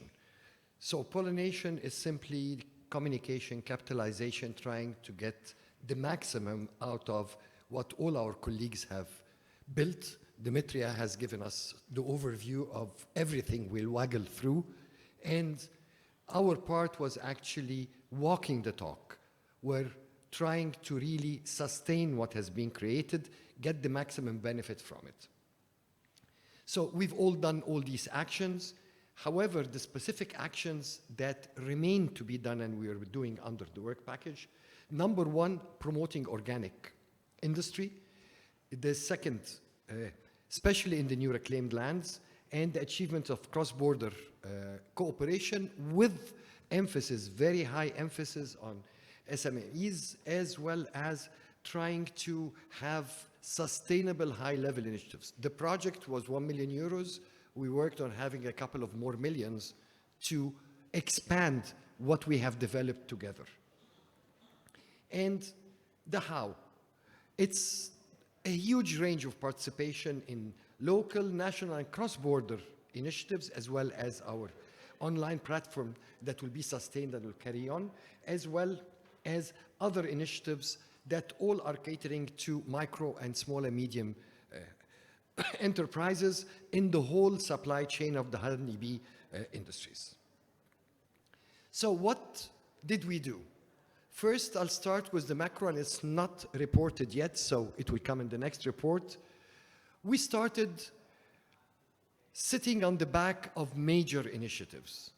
Cairo Food, where we had the 5 relevant ministers, our money minister, international cooperation, the agriculture, the supply, so everybody, the political support, where we convinced them that we take the 1.5 million acres that has been agriculturally developed, where we created a pre-feasibility for establishing honey production in these 1.5 million acres. 150,000 new organic hives are under development. We almost finished 100,000, but what's very important is they're distributed to youth, to juniors, to startups. So we managed to blend between the macro and the micro. Then we wanted more money. So the only way to get more money was to look for other resources. CBC gave us 1 million, thanks, 1 million for them, but we wanted more money from other resources. So Deputy Prime Minister Tajani, who's an old friend of the Southern Mediterranean when he was Vice President of the Commission, came with a highly important initiative, which is the Food Security Initiative between Italy and Egypt. And under that, a couple of extra million were being put for agriculture and food security, and we managed to inject in it our project. Honey, beehives, pollination, the whole bric-a-brac of what we've been doing. And now we're having for the next 2 years another budget to continue doing what we've been doing with all our partners. Then we had to support phase 2. Whether phase 2 will be a CBC project, Interreg, sorry, let's use the new nomenclature, or will be a regional project, or an army of bilateral projects between the EU and Tunis, Lebanon, Egypt, the Southern Mediterranean. So we started lobbying with our friends, first Commissioner DG Budget, second Commissioner DG NIR. At least now they know there is a CBC and they know that there is a project called MEDBEES. So here is where we're putting on the table. And naturally, we're lobbying with our ministers, international cooperation, foreign affairs, who are supporting these initiatives. Then I'll be killed by my team because I did not mention the micro, what we have to deliver officially under this project. And to me, what I've said before is the most important deliverables because this is the real sustainability. Now, what we have delivered under the project. So we'll come with the 5.1, 5.2, and all the list of what we've been doing. We have broken the numbers that we were committed to. 30 MSMEs B2B meetings, the cross-border charter of cooperation, and having 50 micro and SMEs in cross-border promotion platform, and having the training programs. This has been done. We surpassed the committed numbers, and we achieved the true aim of CBC, people to people. It's a people-to-people program, and this is how we've been operating all the time. So the pollination, I'm using the right word, Marian, so you cannot complain, of cross-border through visits and participation in various events. We have a series of major events where the real outcome of CBC has been achieved. We will be, through the budget of these events, invite our partners to present their success stories in these major events that we're organizing in Egypt. So this is real outcome, sustainable outcome number one. And we're participating under the project in Limassol on the 29th of September till the 2nd of October in their fair. We're doing the cross-border charter, as well as we're cooperating in the implementation of the MEU. I won't go through the list. You can see the presentation because where is our timekeeper? I still got one minute, so I'll have to run through the marathon. And the online exhibition, which is a real success story. You can click on any country. You can get everything that's related to the bee business. You can do matchmakings. And you have the newsroom where what all the partners are doing and others are doing. And the online bees product hall, which is actually a vision for bee hive and honey producers, because in my country, you have the best honey in a lousy jar, where in other countries you have a beautiful jar that's very well presented and maybe the honey is not that good. So here, when you see the products and the byproducts that are developed by other countries, you can innovate and upgrade the quality of presentation of what you're producing. And you have the history of honey. By the way, these pictures are 7,600 years ago from Egyptian temples, where honeybee production and its technology has been documented, and we invite you all to come and visit them. We covered all the partner countries, and we hope that through other initiatives, we'll be covering the whole Mediterranean, and webinar platform and training modules that have been developed in the previous work package. And here is the series of the trainings. You're looking for the last slide. I think this should have been your last slide. And in conclusion, let's be together. This is the future. Thank you all. Grazie. Mi piace molto lo slogan Let's Be Together. Grazie, dottor Alà. Chiudiamo, quindi abbiamo chiuso il terzo blocco sulla panoramica degli obiettivi e dei risultati del progetto. Apriamo dunque il quarto blocco dedicato ai beneficiari delle sovvenzioni appunto del progetto MEDBEES Hubs. Il primo, anzi la prima relatrice a parlare è la dottoressa Francesca Bina, che ci parlerà del miele come dolcificante naturale. Prego.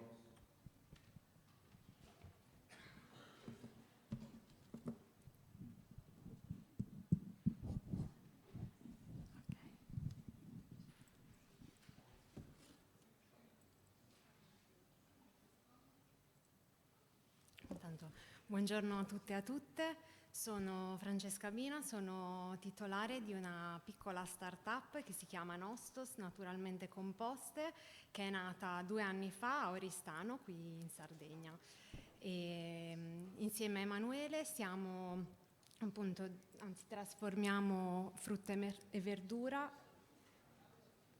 Sta funzionando? Ah, ok. Trasformiamo frutta e verdura dai mercati ortofrutticoli e appunto siamo anche apicoltori, quindi abbiamo anche una piccola produzione di miele che utilizziamo come dolcificante naturale.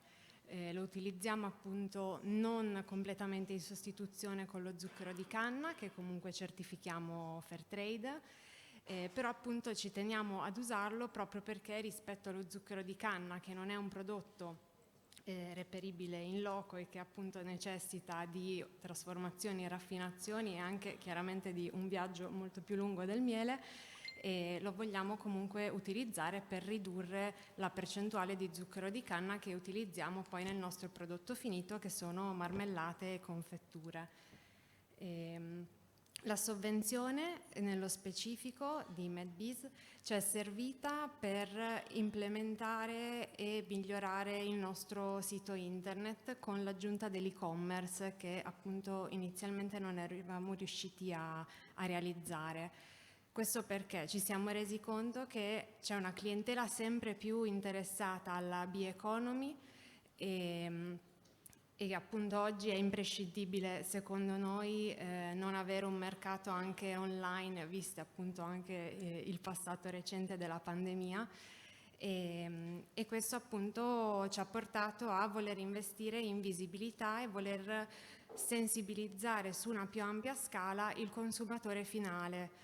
Un esempio è quello di molti clienti che passano da noi pensano che l'utilizzo dello zucchero renda il prodotto finito molto più dolce e quindi proprio a caldo il consumatore è portato magari anche a scartare la marmellata che ha come dicitura miele. La verità è che poi appunto facendo anche un lavoro di sensibilizzazione in loco e adesso grazie anche al nostro e-commerce e al sito internet riusciamo a far prendere coscienza al consumatore finale di quanto questo in realtà non sia vero e anzi di come il miele sia un prodotto rispetto allo zucchero anche molto più sostenibile e da un punto di vista nutrizionale anche migliore. Appunto sempre grazie alla sovvenzione abbiamo contattato un'agenzia che ci ha aiutato ad implementare il nostro e-commerce e ci ha fornito anche una formazione per rendere poi sostenibile a noi la gestione e abbiamo quindi partecipato a delle formazioni online e abbiamo quindi reso il sito poi operativo, il nostro e-commerce operativo e appunto grazie anche alle strategie di comunicazione pubblicitaria siamo riusciti a ottenere già i primi ordini. Questo appunto è l'interfaccia del nostro sito con lo shop e questo è il primo risultato che abbiamo ottenuto che ci ha voluto inviare una cliente che ha acquistato i nostri prodotti per la realizzazione di bomboniere appunto. Andando alle conclusioni, appunto la sovvenzione pensiamo che ci sia stata molto utile perché ci ha fornito le basi per poter gestire un e-commerce e soprattutto per riuscire anche a fare rete con il bacino di apicoltori della provincia di Oristano con cui già in precedenza collaboravamo per il discorso della smielatura e anche per poter ampliare le varietà di miele da proporre ai consumatori finali. E appunto in questi mesi siamo riusciti comunque a mantenere attiva la cura del nostro apiario e appunto raccogliendo anche 1 tonnellata di miele di eucaliptus che ci servirà per le produzioni di confetture e marmellate future. E poi appunto continueremo a puntare molto sulla sensibilizzazione del cliente finale per quanto riguarda appunto l'utilizzo del miele al posto dello zucchero di canna. Vi ringrazio per l'attenzione, ringrazio appunto Samra per avermi invitato alla conferenza e una buona giornata a tutti. Grazie alla dottoressa Sabina, anche per i tempi. È la volta ora della dottoressa Silvia Muscas che ci parlerà del corso di autoproduzione con i prodotti dell'alveare. Prego, dottoressa.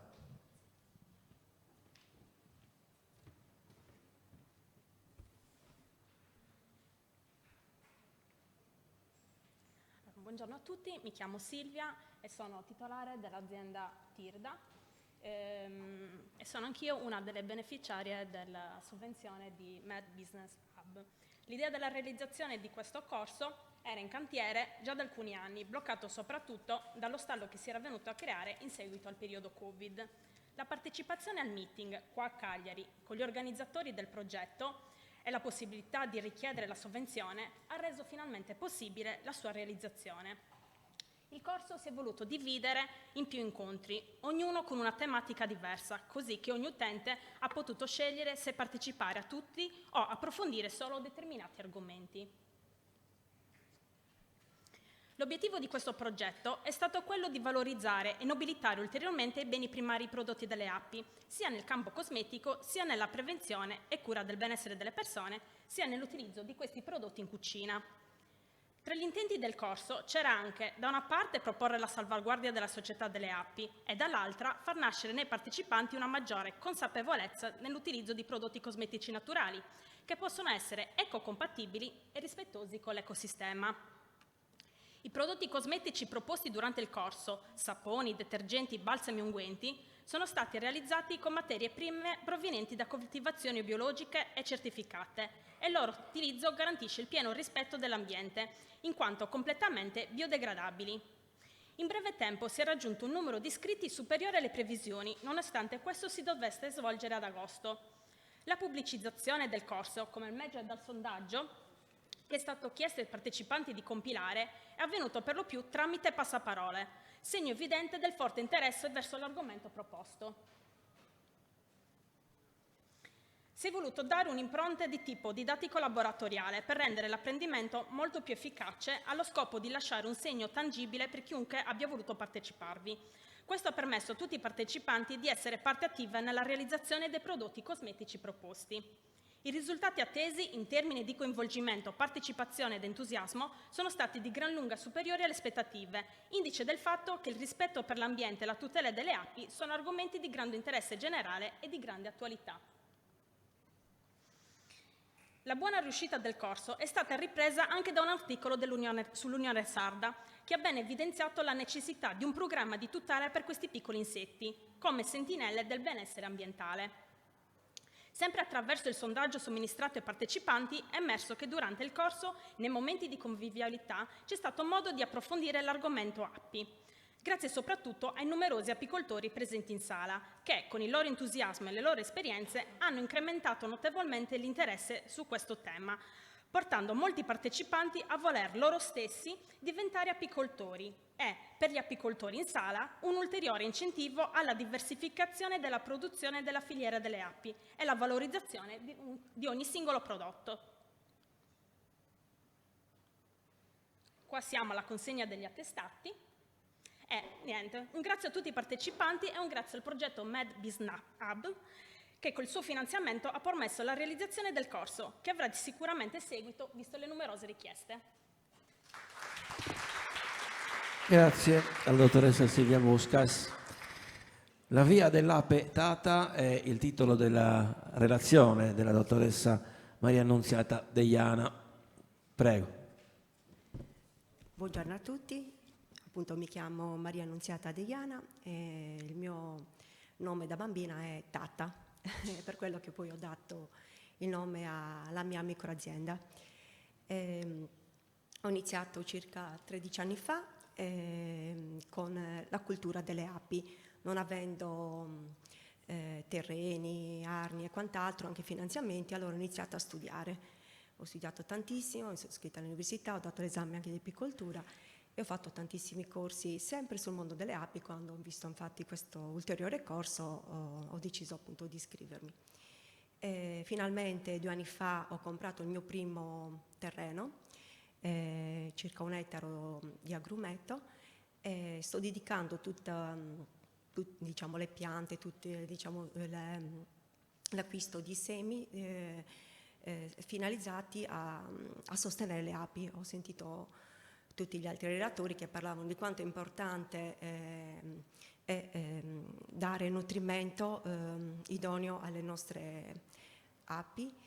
Io sto facendo questo, ma ho iniziato da subito. Ho capito che non era tanto la produzione di miele il mio interesse, ma era quello di sostenere questi esserini.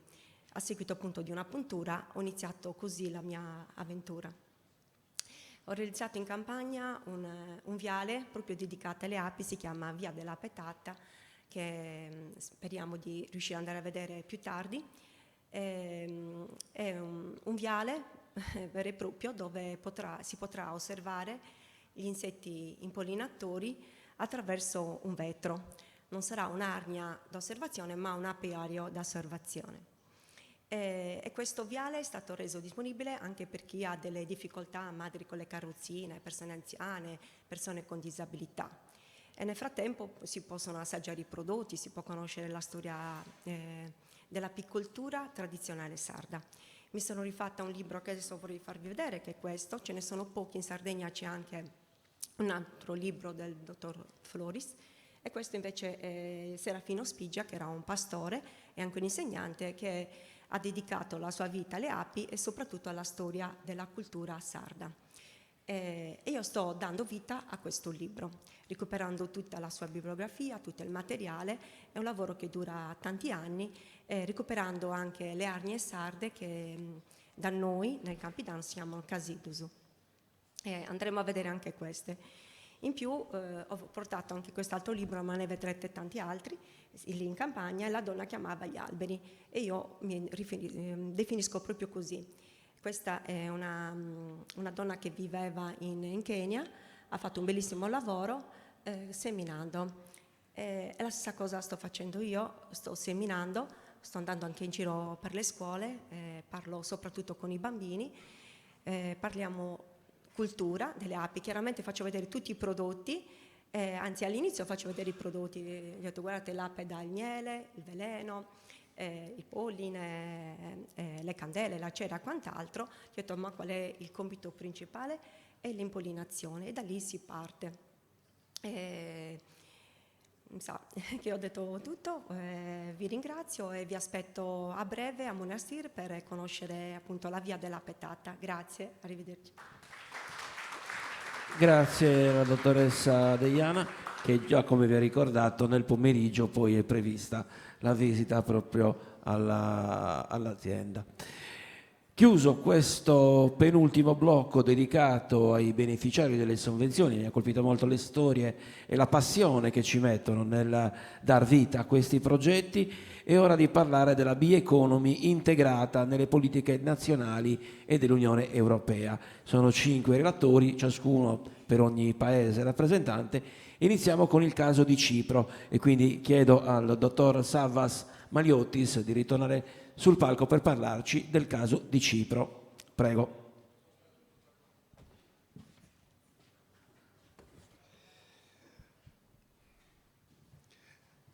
Well, this presentation is longer than the time I have allocated, so allow me to grasp the main points of each one of these slides to take you through the policy recommendation. But firstly, let's go back to remember the backstage.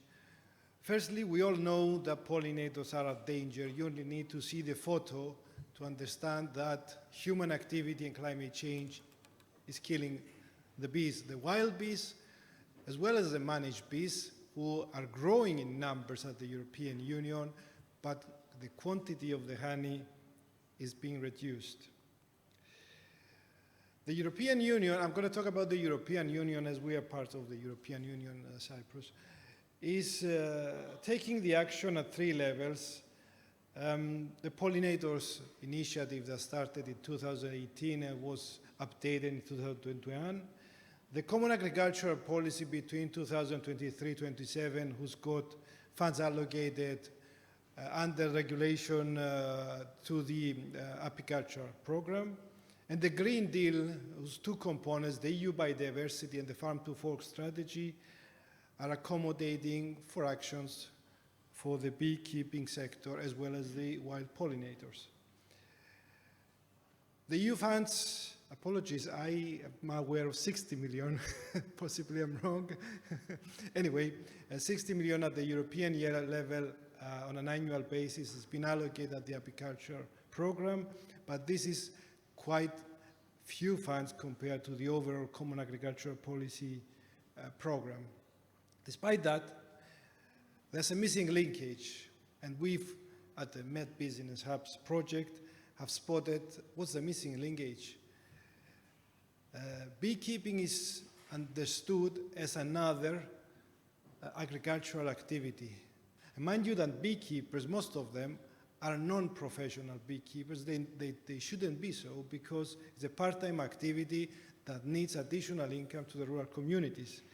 And the European Union policy is not accommodating for that in terms of creating what we've called earlier clusters of beekeeping and other activities combined together. Quoting from Dr. Meloni earlier, who said the socio-anthropologist activity of beekeeping, and what we call it as a bee economy. The European Commission claims that they're doing a lot to improve wild pollinator health and the honeybee sector, but the European Court of Auditors has a different view. They say that the European Commission is not doing enough. So I'm just quoting the two. I'm not having my own view. I'm quoting what each one of them is saying. And the European Commission came up with some more suggestions on how to improve the situation. What are the policy drawbacks? Obviously, agriculture and apiculture are competing sectors because agriculture needs to produce food at a low cost, which at the end of the day means using pesticides and cutting corners, let's say, in business management to achieve food at the lowest cost. And this is always at the expense of apiculture, of the environment as well of apiculture, and the wild pollinators come into play as well. So what we need to do about that? Also, let's comment on that. The total expenditure devoted to the honeybee sector through the apiculture program is quite small and focuses on specific problems of the beekeeping practice and not in the wide concept of the honeybee as an economic activity that provides sustainable development. We've taken a different approach, and we aim to create local economies that depend on the bees, thereby signing individual incomes with the necessity to protect the bees and lead to an end result, preserving biodiversity as a source of economic well-being. And these are the tools and the activities that we undertook in the project as a pilot project. And this project is also in line with the revised pollinators initiative, third priority of the European Commission, which says that mobilizing society and promoting strategic planning and cooperation at all levels. We're just saying that we are aligned with the European Commission, but we've noticed that there are no such funds directly from the Common Agricultural Policy in meeting this objective. So, in policy making, beekeeping needs to be considered as an important sideline activity for regional growth. Hence, apiculture and related trades can be sources of valuable economic strength to countless numbers of rural people livelihoods. And I quote the example I gave you earlier with the 3 young mothers. So policy making must not focus on beekeeping as a productive activity that can safeguard food security, as with other sectors, but as a policy for rural economic growth in the wider sense of the knowledge.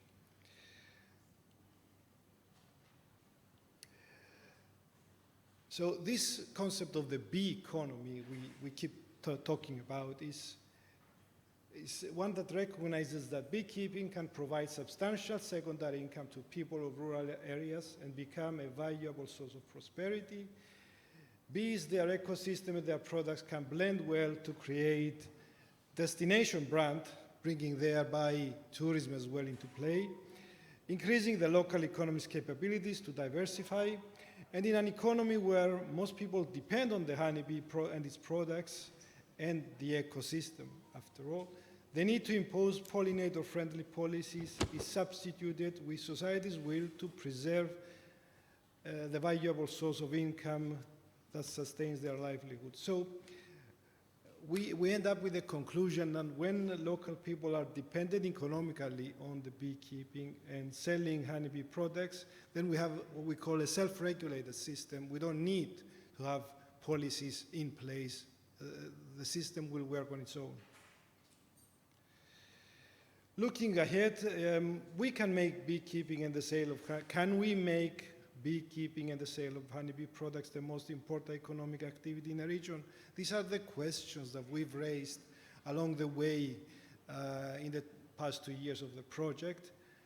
And we've came up with some policy suggestions that I'll just quote quickly that we've understood working with the project in the past 2 years. Firstly, we need to provide microfinances to beekeepers. This is not something that's been done through the Common Agricultural Policy, where they treat beekeepers as all other economic activities, which means that they have to be professional beekeepers, and this is not the same with other activities. Beekeeping can be seen as a secondary activity to sustain rural livelihoods. So microfinances is a new suggestion, a new policy suggestion. Then support through financial subsidies, the formation of clusters as a tool for rural development through cooperation actions which aim to create a common brand across a cluster of villages. Provide additional incentive for growers in a designated bee economy cluster to manage a minimum number of beehives and or maintain solidarity bee hotels. These are additional policy tools, one supporting the other towards the concept of a cluster, or we call the bee economy. Provide incentives to the local communities to create and preserve honeybee parks and trails. Cluster top-up incentives. What we mean cluster top-up incentives? Instead of giving direct payments as to all farmers across the European Union, have a top-up additional income in the form of direct payments. And since I missed the previous final slide, I think I've got it here in another version. Yes. In a different way, we're giving you a practical example. This is the honeybee region of Cyprus, a good case study and one that we've capitalized on. You can see we've got the top there, honeybee trails. The local communities work with the beekeepers to create a brand. We have the honeybee festivals. If I remember well, there are at least 3 festivals in a year in the same region of a cluster of 9 villages. And this cluster is located here in a small part of Cyprus. And then we have the bee parks. So there's a combination where honeybee producers blend together with other stakeholders within a region, aiming to create a brand, and from there on, it becomes apparent that the local economy depends on beekeeping, thereby becomes self-regulated as a sustainable economic place. Thank you. Grazie al dottor Maliotis. Da Cipro ci spostiamo in Egitto, come relatrice la dottoressa Iula Papakyriakou. Prego. Good afternoon. It's a great pleasure to be here. And I would like to start with a small film so that I will awake you a little bit up. Can we have the voice, please?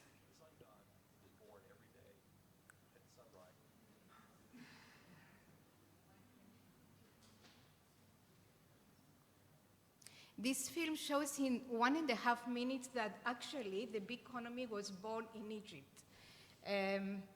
I hope that we will have voice because we had several technical problems today. I would like to thank SIPA and the delegation from SIPA, especially Marion and Mai, for their trust, for the cooperation, and Dr. Amr as well. You will see some pictures of Egypt later on during my presentation.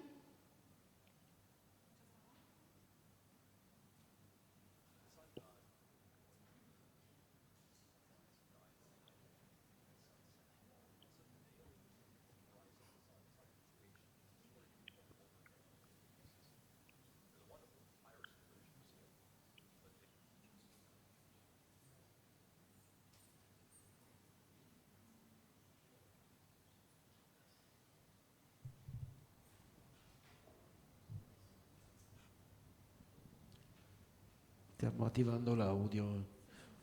One moment, please. Okay, we'll wait.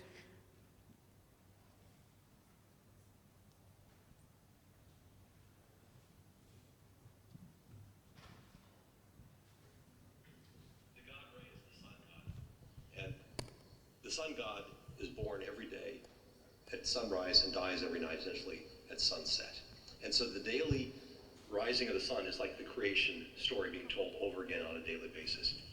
There's a wonderful papyrus in the British Museum, but it dates back to 300 BCE, which reads, "When the god Re cried and his tears touched the ground, they turned into honeybees, to work the fields, to work the trees, to make honey, and to make wax." So the god Re is the creator of honeybees, and that makes bees very sacred to the ancient Egyptian, and honey a product of the gods. Well, in addition to their religious importance, bees produced honey, and honey turned out to be an important commodity. We think of commodity prices today where you think about commodity futures, but it turns out the Egyptians had an economy that wasn't based on currency.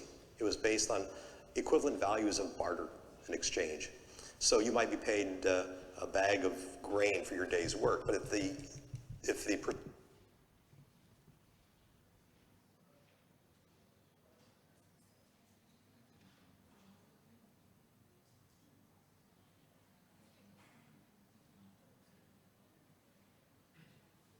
Okay, so the whole meaning is that in ancient Egypt, the honey was used as a way of bartering. So for people, instead of getting paid, or they could exchange it, or they could pay their taxes. So bee economy was in their culture since the ancient times.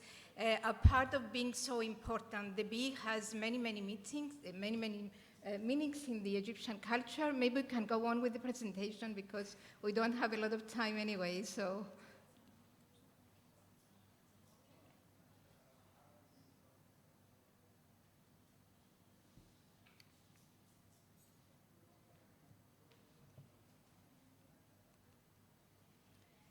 So this is about the importance of honey in Egypt, and we are all aware about the climate change, about the problems that we have in our planet, about the environmental problem. So the people of Egypt, they are very well aware of all this, and already there are comprehensive African agriculture development program. Is the similar one that we have in Europe as well. This is more focused on the African countries. We have several priorities here, but as you see, and as Saba said before, there is nothing which is focused exactly to the bees. We are talking about sustainability, we are talking about saving the environment, organic planting, but we don't have any measurements or any policy tools so far which are targeted to the bees. And here is a more analytical way of how the GAD is integrated into several countries. So you see that we have the procedures, we have the tools. Now is the way to see how we can align all these things in order to have an effect and protect our bees in the reality, so that we can integrate the bee economy into the different strategies that we have. One of the agreements that was signed by the African countries was the Malabon Declaration, which again, it talked about sustainability, inclusivity, environment, etc. But in order to have it in practice, we have to integrate something into it about the protection of the bees and the environment. Also, Egypt's vision for the sustainable strategic goals of 230, Egypt is doing quite well in the three sectors of the economic environment, environmental and social development. But again, there is not specific mention about bees, beekeeping, and the problems that are arising from the bees. Also, we have the Agenda 2063, and if we see the priorities, again, we have first the sustainable development, the inclusivity, the work for the youth, for the women, but no specific measures about beekeeping. Also, we have the agricultural biodiversity strategy, again, focusing on the environment. And we have many measurements here about conservation, restoration, sustainable use of pollinator diversity in agriculture and related ecosystems, without having exact tools that we can use in order to obtain these goals. And if we see the policy tools that we want to do, because the problem is multi-dimensional one. We have environmental issues, we have social, we have technical, and we have economics as well. It means that the tools that we are going to develop, they are covering all these areas so that they are effective and they are holistic. So if we want to put it into priorities, we can say that we need to start from the educational and inclusive part. By educating people, we are helping them to be included in the society, in the eco-economy, because they have knowledge in one way or another. I think this is clear from all the previous speakers as well. And we need this training and capacity buildings on all levels, if possible, to start from the very, very young age. We also need more professional training. In Egypt, there are only 2 institutions which they offer training, professional training for beekeepers. So we need more universities, more institutions to be involved as well. The environmental and social awareness is very, very important. We have to reach every person. We were recently in Stockholm, and the message there is that we love our planet. They have it everywhere, and I think it's one of the countries that they have achieved, Sweden, one of the top environmental awareness about the planet.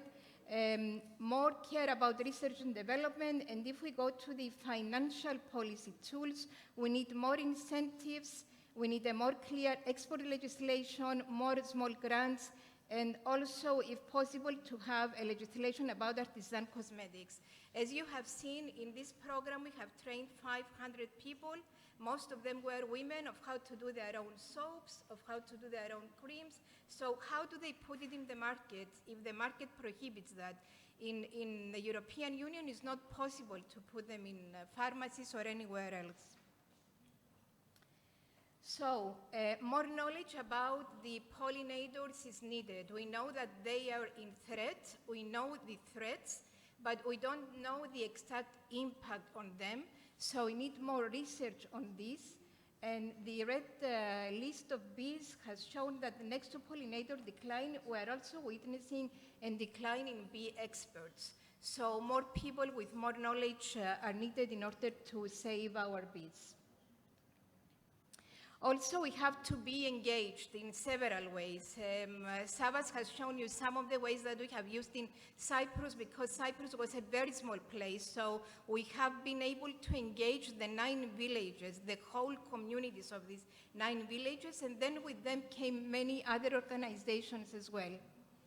The pollinator eco scheme, which was designed by the European Union, is a good tool which can be used because it has specific enumerable measurements that we take. And most of them may come from the ancient wisdom of the people who were in agriculture. Like monoculture is not good for the bees, it's not good for us as well. We have to put different sorts of plants so that we have flowers all year round and not just one season. Also here we have the agri-environment climate measures, which are more holistic because they are dealing on the environment and on the change of the climate on the same time, again with specific tools which can be measurable. Regarding the farm advisory services, which are one-to-one, they're very beneficial because it means that somebody comes to the land, to the beekeepers, knows about their problems, and they can propose specific things. Another tool is the investment subsidies, incentives, which in this case, instead of giving a general grant to the beekeeper, you can give them incentives to do more in organic planting, in organic beekeeping, in taking measures which are good for the environment and for the bees as well. So this is Egypt's national climate change strategy. Unfortunately, the time is very, very short to analyze it. Most of you will have the presentation to see. And here we have the international organizations in Egypt and their impact on the bee economy. Being a huge country, we have all the international organizations working in Egypt. The reason that we have focused our survey on these ones is that they are creating an enabling environment for the bee economy to flourish and survive. All of them are talking about environmental measures, empowering women, empowering the youth. So each one of them are very, very crucial for the integration of the bee economy in Egypt. Here we have the FAO, we have the IFAD, which is working with the farmers. One important is the Farmers Forum, where in this one, the small farmers, they do have a voice. You don't have to be a big one. And also they do several things which they empower them and also help them to get small grants and develop. Women for Bees UNESCO is a very huge program. 800 women are working on this one. They are trained to be beekeepers and can be a very good tool for development. And we also have the UN Women, which are working for the empowerment of the bee. So all these organizations can be extremely helpful for the bee economy. We also have the UNDP, the UNESCO in Egypt, which is very crucial for the survival of the heritage. And we have UNITO, which they do a great work with cotton and can be expanded to honey cotton as well. These are the experiences that we have, that more training and focused training is needed. There is a lot of untapped potential in expanding in apiary tourism in Egypt because they have unique things which people haven't seen them yet. We have designed aromatic trails which can be done in nature without investment in money or anything else, as you see from this one. And also the small grants, we have the European Development Bank, which works almost everywhere and can give small grants to the beekeepers. And also participation in several award ceremonies can help a lot. I understand my time is off, yes? So I will just finish with one slide. So this is very important. As Saba said, in Cyprus, because it was a small place, we work with a bottom-up approach. Working in a country with, I don't know how many million people, it's impossible to work only for the bottom-up because you will never reach the policymakers. So in our time, we do both ways to work in order to meet somewhere in the middle, as we show on the blue slide here. So how do we reach all these people? This is a unique experience that we had in Egypt. Maybe for the people who live there is nothing, but we have tasted fresh jelly from the bees in a place which was in the middle of the nature under the trees. So our treasures, they have to be seen by the world. This is a knowledge trail in villages, so knowledge doesn't have to be in classrooms. Knowledge can be anywhere in nature. Here you walk in the honey village and you learn everything about bees, pollination, etc. This is the same that Savas showed to you. It's a huge bee hotel with all the information about pollination and how important are the bees. So thank you very much. This is the festival we have on Sunday. Thank you for your attention. Grazie, thank you very much alla dottoressa Papakyriakou. Dall'Egitto ci spostiamo in Italia, il caso appunto italiano, il relatore dottor Luigi Manias.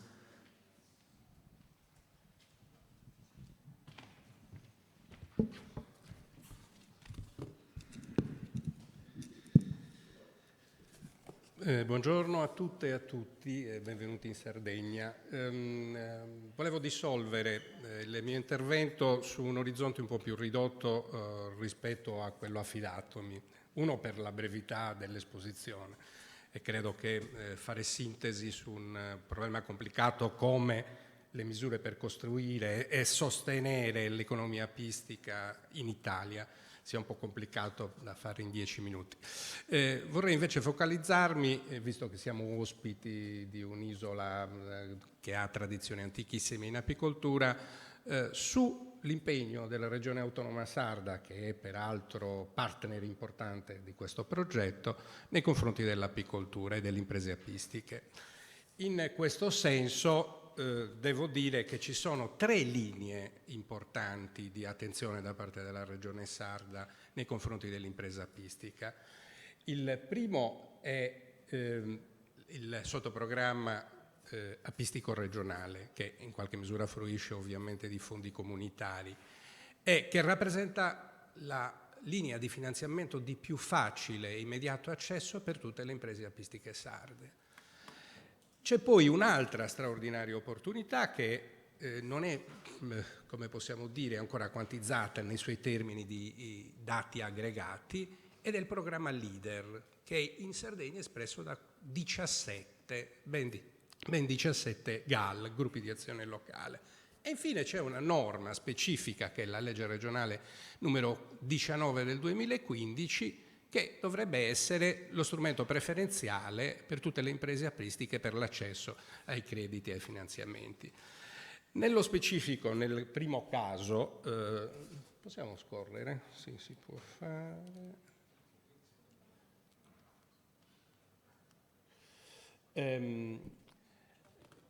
Nel caso del sottoprogramma apistico regionale vedete che noi abbiamo una dotazione di 524.769 euro per il 2024 e l'applicazione del programma LEADER, sì è vero, piuttosto che storcere la testa, del programma LEADER dei 17 GAL non abbiamo, come ho già detto prima, un'aggregazione dei dati, per cui non possiamo capire né l'incidenza né tantomeno gli esiti delle domande poi istruite e applicate.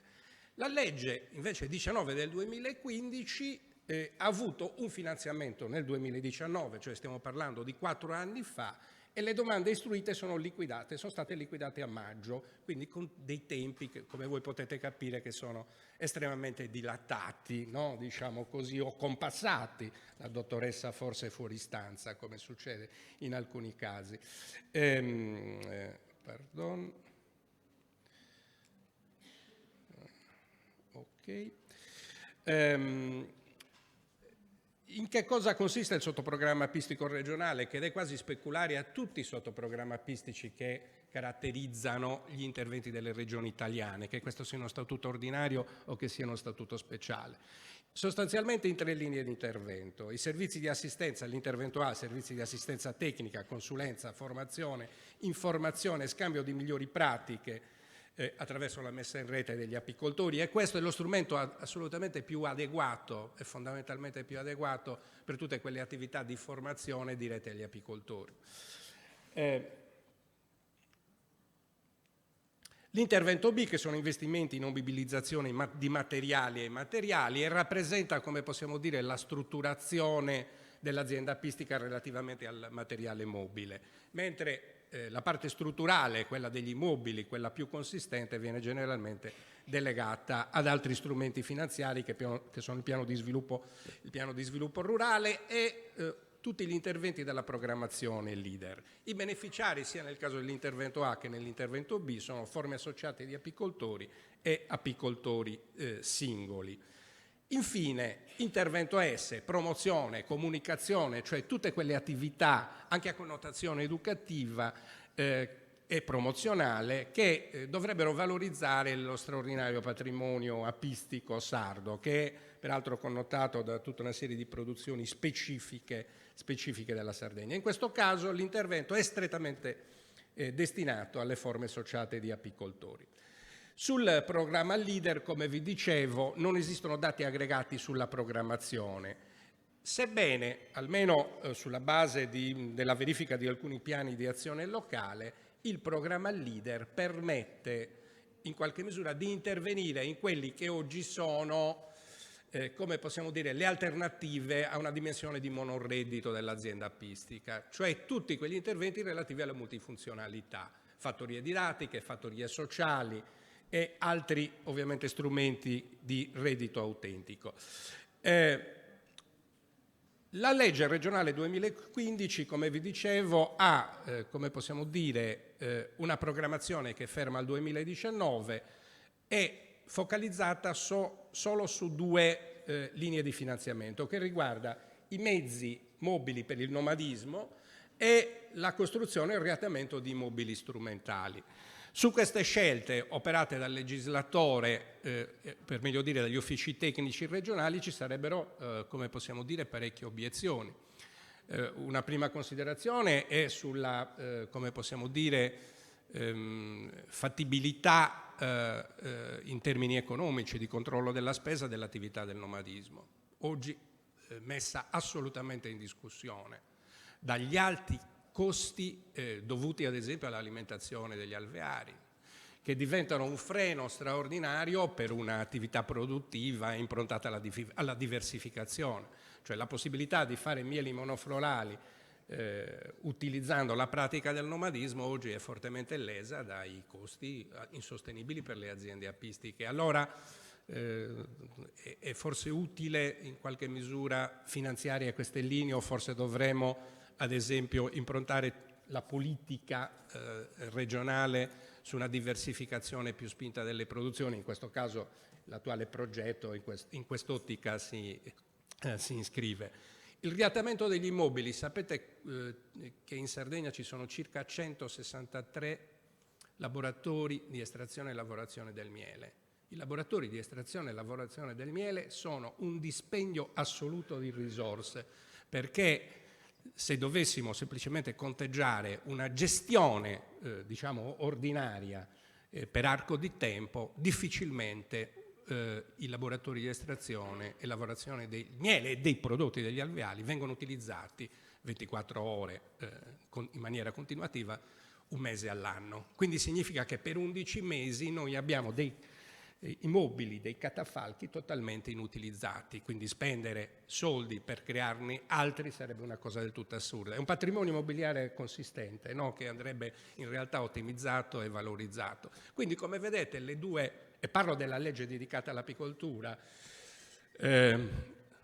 per una regione speciale come la Sardegna, dove le competenze dell'assessorato all'agricoltura sono di tipo primario, cioè può legiferare, contrariamente ad altre regioni a statuto ordinario, ebbene le linee di finanziamento riguardano, come possiamo dire, degli aspetti che forse dovrebbero essere, su cui dovremmo fare delle riflessioni sicuramente importanti. E i ritardi ovviamente nella programmazione di questo importante strumento finanziario, che nel 2019 aveva una dotazione di 1 milione di euro, la dice lunga. Questo è un quadro un po' specifico, mi accorgo che sono entrato forse su dettagli, ma la regione ospite qualcosa doveva dire, e il titolo vero della conferenza finale è costruire e sostenere bioeconomy nel Mediterraneo, quindi costruire e sostenere economia apistica in Sardegna come? Abbiamo dato un brevissimo e conciso sguardo che insomma ovviamente può essere ulteriormente dettagliato. Vi ringrazio per l'attenzione. Grazie al dottor Manias per averci portato il caso dell'Italia, in questo caso nella fattispecie della Sardegna, e la volta del dottor Ghassan Srour che ci racconta l'esperienza del Libano nella bioeconomia integrata. Prego.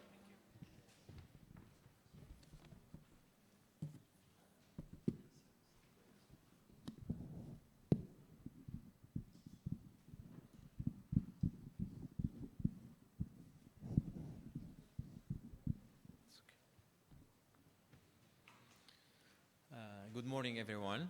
So I will present a little bit. I'll be a little bit quick in this presentation for the timing. So I will present the case of Lebanon, policies in Lebanon. I will start with some figures, numbers of the beekeeping in Lebanon, and I will continue with policies. So let's start with Lebanon from the other side of the Mediterranean area. We have 4 climatic conditions, hot summer and humid winter. So it will affect a little bit beekeeping.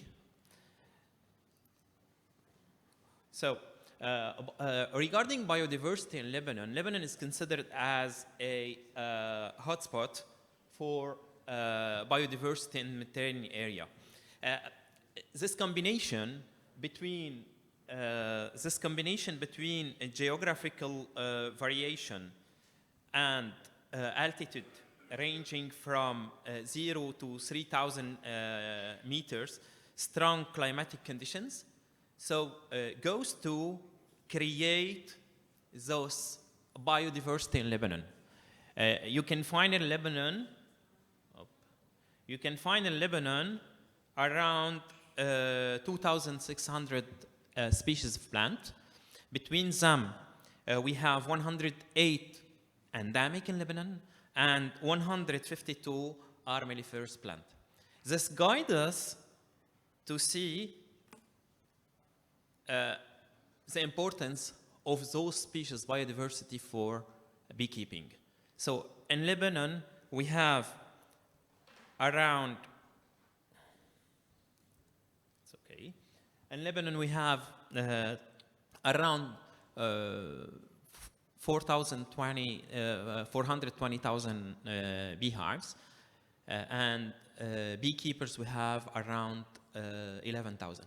If we compare those numbers with Sardinia, so Sardinia, we have the double area of Lebanon and 6 times less beehives in Sardinia. This is a comparison between Sardinia and Lebanon as an example.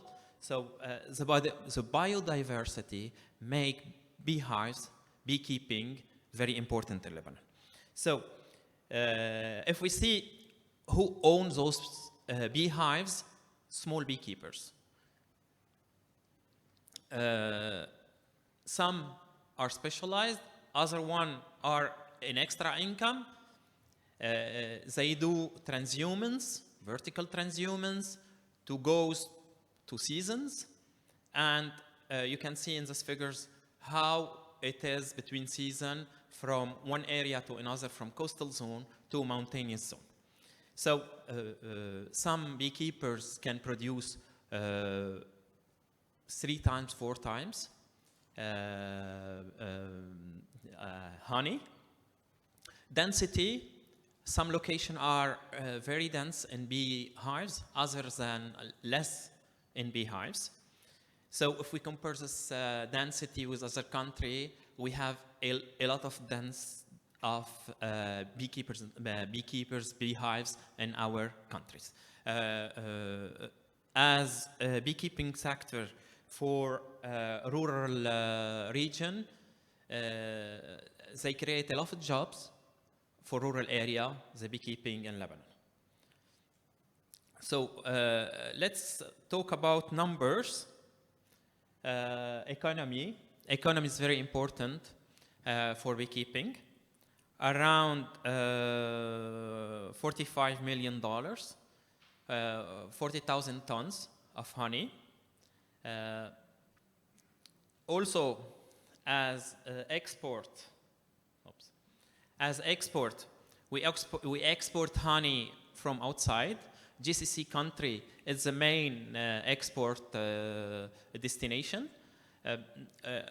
We cut the export for EU for more than 10 years, but now we restart the export for EU after many laboratory tests, etc. We re-enter in EU market, which is very good for beekeepers in Lebanon. Combined with Croatia war, etc., EU country were a consumer for Croatian honey. So it's a good opportunity for Lebanese honey to re-enter in EU because Croatia downs the export for EU country. So let's talk about policies. Policies, we have 4 important, if you want, way of policies. Biodiversity, quality, standard, and law. So we'll start by quality. The Ministry of Agriculture in Lebanon have some requirements for honey, for exported honey and for produced honey. So there is some laboratory tests for pesticides, for antibiotics needed to be considered to be allowed to commercialize the honey. Okay, so for standards, there is also in Lebanon a Lebanese standard institution which is Libnor. They put some standards for honey. They worked on the definition, the component existing, even on marketing, sampling, if you want to do to market this honey at international level or at national level. In terms of, I forget to. So this is for Libnor. Also for biodiversity. For biodiversity, we have a lot. biodiversity is very rich in Lebanon, but we have two main species or plants very important for beekeepers. Oreganum syriacum, oregano here in EU, and the salvia. Salvia, it's not Salvia officinalis, but fruticosa. So it's very important for beekeepers as a pastures for bees. There is a debate between who collects this plant from as a wild plants and from beekeepers. So here, Ministry of Agriculture enter and try to stop cutting the wild plant in order to conserve this pasture for bees. But this needs a lot of works in terms of policies, mainly for the application of this decree. In terms of law, we have a draft of law in Lebanon for beekeepers. It was developed by all actors in the sector in Lebanon. So Ministry of Agriculture or Parliament in Lebanon need to approve this law. So this law, it's organized all those all actors around this sector.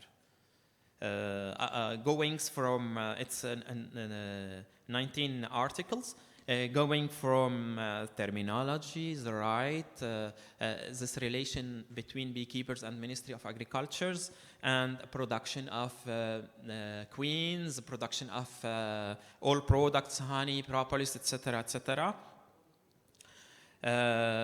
So this need a little bit to be approved by the parliament in Lebanon to be finalized.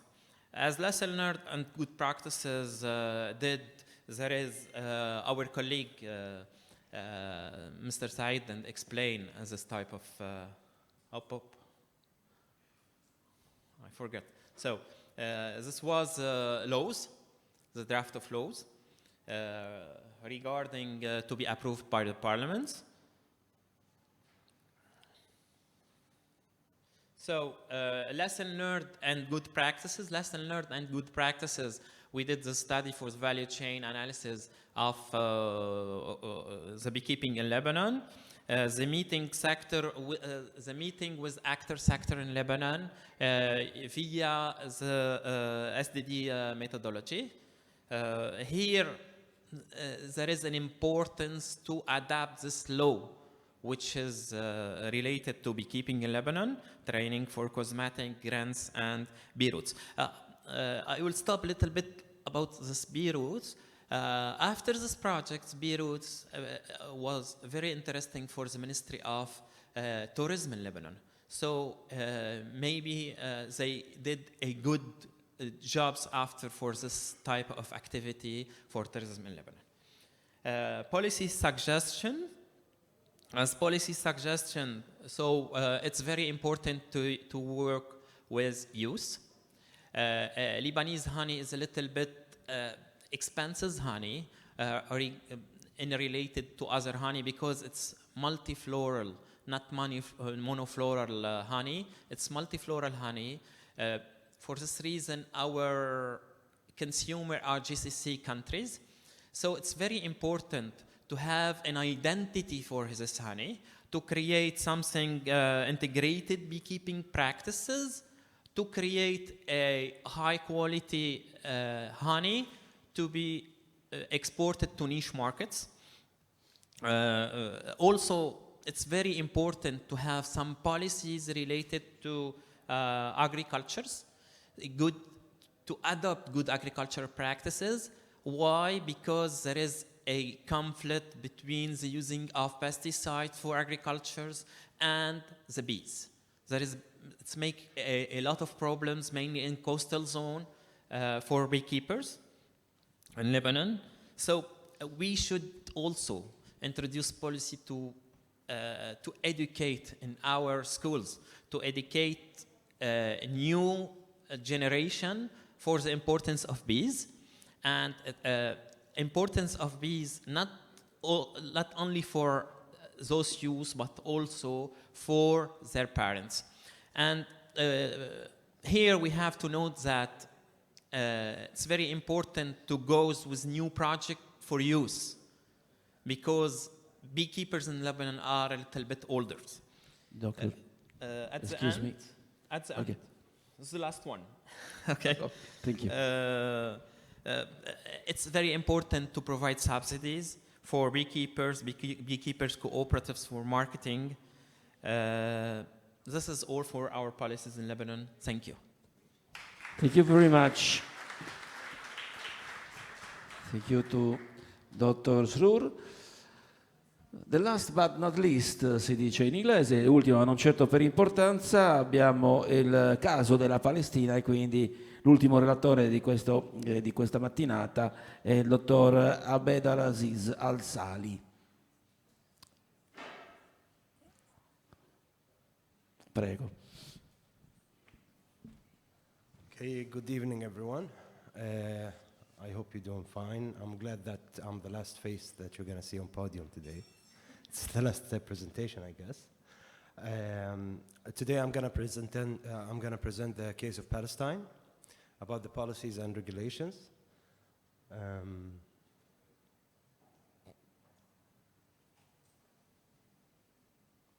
just waiting for the material. Yeah.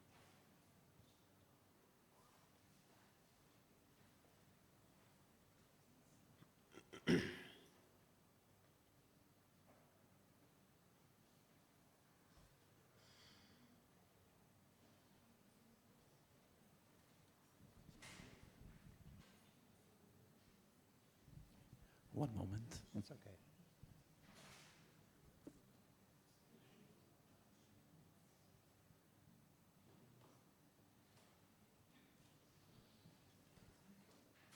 Un attimo, un problemino tecnico.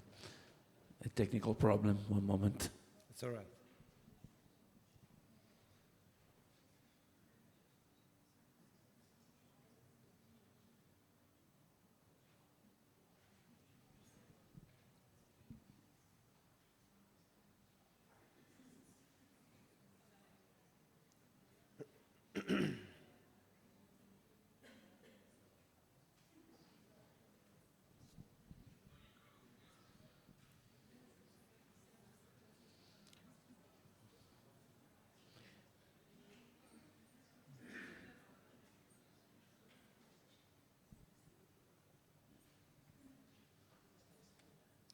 Okay, I just want to mention that I'm going to talk about the policies that has to do with the West Bank and occupied Palestine. I'm not going to include Gaza Strip, in my presentation, because the study and the political situation in Palestine within all the context under occupation, we couldn't monitor or study the policies in Gaza Strip. So this is what I'm going to be talking about today, the regulation and policies in Palestine. I'll give a brief about the regulations and the laws that has to do with the bee sector in the West Bank. Actually, the laws that do organize the bee sector in the West Bank, they go to the early 90s since the British mandate. I'm not going to talk about the evaluation of these laws. Okay, we have the slides. Yeah. I'm not going to talk about all the laws that have developed during the year, from the year 1929 till now, because there's a lot of events that happened, like the British mandate, then after that the Israeli occupation, and after that Oslo agreement that came with the Palestinian law. The most important thing that we need to know that the bee sector is organized under the agricultural law of year 2003. And the agricultural law mentions that in Article 56, the ministry prepares a system for monitoring the health of animals issued by the Council of Ministers, provided the included monitoring the health of animals, poultry, wild birds, fish, and bees. And of course, in Article 60 of the same law, the ministry must prepare a special system of organizing beekeeping work. Okay, so in 2008, the Council of Ministries Resolution number 13 was issued regarding the regulation of honeybee breeding work, which indicated an article that the beekeepers will be registered officially in the ministry's record. The law also raised the issue of transferring apiaries and the conditions in Article 3. There's specific conditions about transferring apiaries. In addition, Article 5 lists several conditions and standards for import and export of beehives and queens. And we will talk about this when we get into the part of exporting title. In Article 4 of the law, from the same instructions, states that the beekeeper must report the harvest of honey 2 days before the date. In Article 5, it is stated that the locations of the beehives are specified and their movement monitored as follows. A honeybee extension agent takes honey sample for testing. I just want to say that if you read the articles, you can find the destination between beehives or between apiaries. It's really small because the land of the West Bank is almost occupied by the Israeli settlement, so there's no space for Palestinians to put their beehives or apiaries like with a huge spaces between them. Okay. Anyways, in 2021, the Ministry of Agriculture, they prohibited importing honey from outside of occupied Palestine because of the honey smuggling that happens and because of the Israeli settlements honey that invaded the market. So the Palestinian beekeepers, they couldn't sell their own honey to the local market. So in 2021, they prohibited importing any kind of honey out of occupied Palestine. So this is the number of beehives in the West Bank. It's almost 65,000 beehives. The total amount for West Bank and Gaza Strip is almost 80,000. And as we can see, Jenin government has the most number of beehives, around 12,000. And that's because the biodiversity in Jenin government is really high. The structure of agricultural councils was organized in 4 main sectors. A specialized councils sector, and under this specialized council sector, we have almost like 10 councils that organizes the agricultural sector. Only 2 of them is active, and unfortunately, the Honeybee Council is not active. And that's because of the lack of budget for the Ministry of Agriculture. The budget of Ministry of Agriculture doesn't even reach 1% of the total amount of budget for the government. The council is supposed to represent beekeepers, males and females, in the West Bank under its umbrella, but it's not active since there's no budget and no strategic plan since 2009. Okay, there's another, the Palestinian standard institutions also, they do regulate and they do control the production of honey in Palestine. They made a quality charter for honey with the procedures that we must follow, or beekeepers must follow, if they want to produce honey, so they can like make the test later on, and they can sell the honey in the market. Palestinian standard institutions was also able to adopt some international standards for bee wax specifications that beekeepers can benefit from. And here, I'm going to talk about the bee sector and tourism really quickly. Of course, as we said before, there's a pre- and post-Oslo agreement, the pre-era of Oslo agreement and the post-era of Oslo agreement.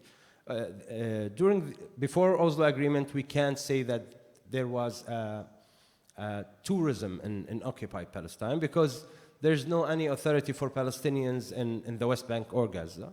After Oslo, they tried to build some, let's say, some face or space for tourists in Palestine, especially the traditional tourism to Bethlehem and Jerusalem and different cities.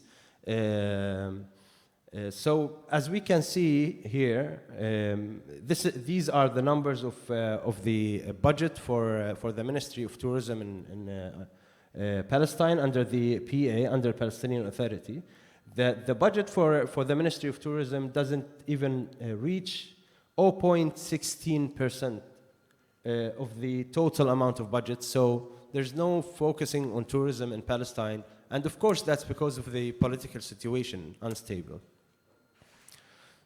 These are the numbers of tourists visit West Bank in 2017 till 19. Then after that, of course, we know that COVID happened and we didn't register, they didn't register any number after 2020 or after COVID started. Okay, in 1998, there's a law, decree law number 1 was issued regarding implementation of temporary Jordanian tourism law. There is currently, right now, a draft law in the Council of Ministries where the new tourism law will be approved with the new standards that addresses the new types of tourism patterns like community and ecotourism. I will talk now about the experiences gained and lessons learned from the project suggestions on new policies, the ENI project, the MEDBEES project. I'll talk about the beekeeping trainings. Through the MEDBEES project, Asala was able to carry out a series of training sessions related to enhancing beekeepers' skills in producing secondary derivatives in the beekeeping sector.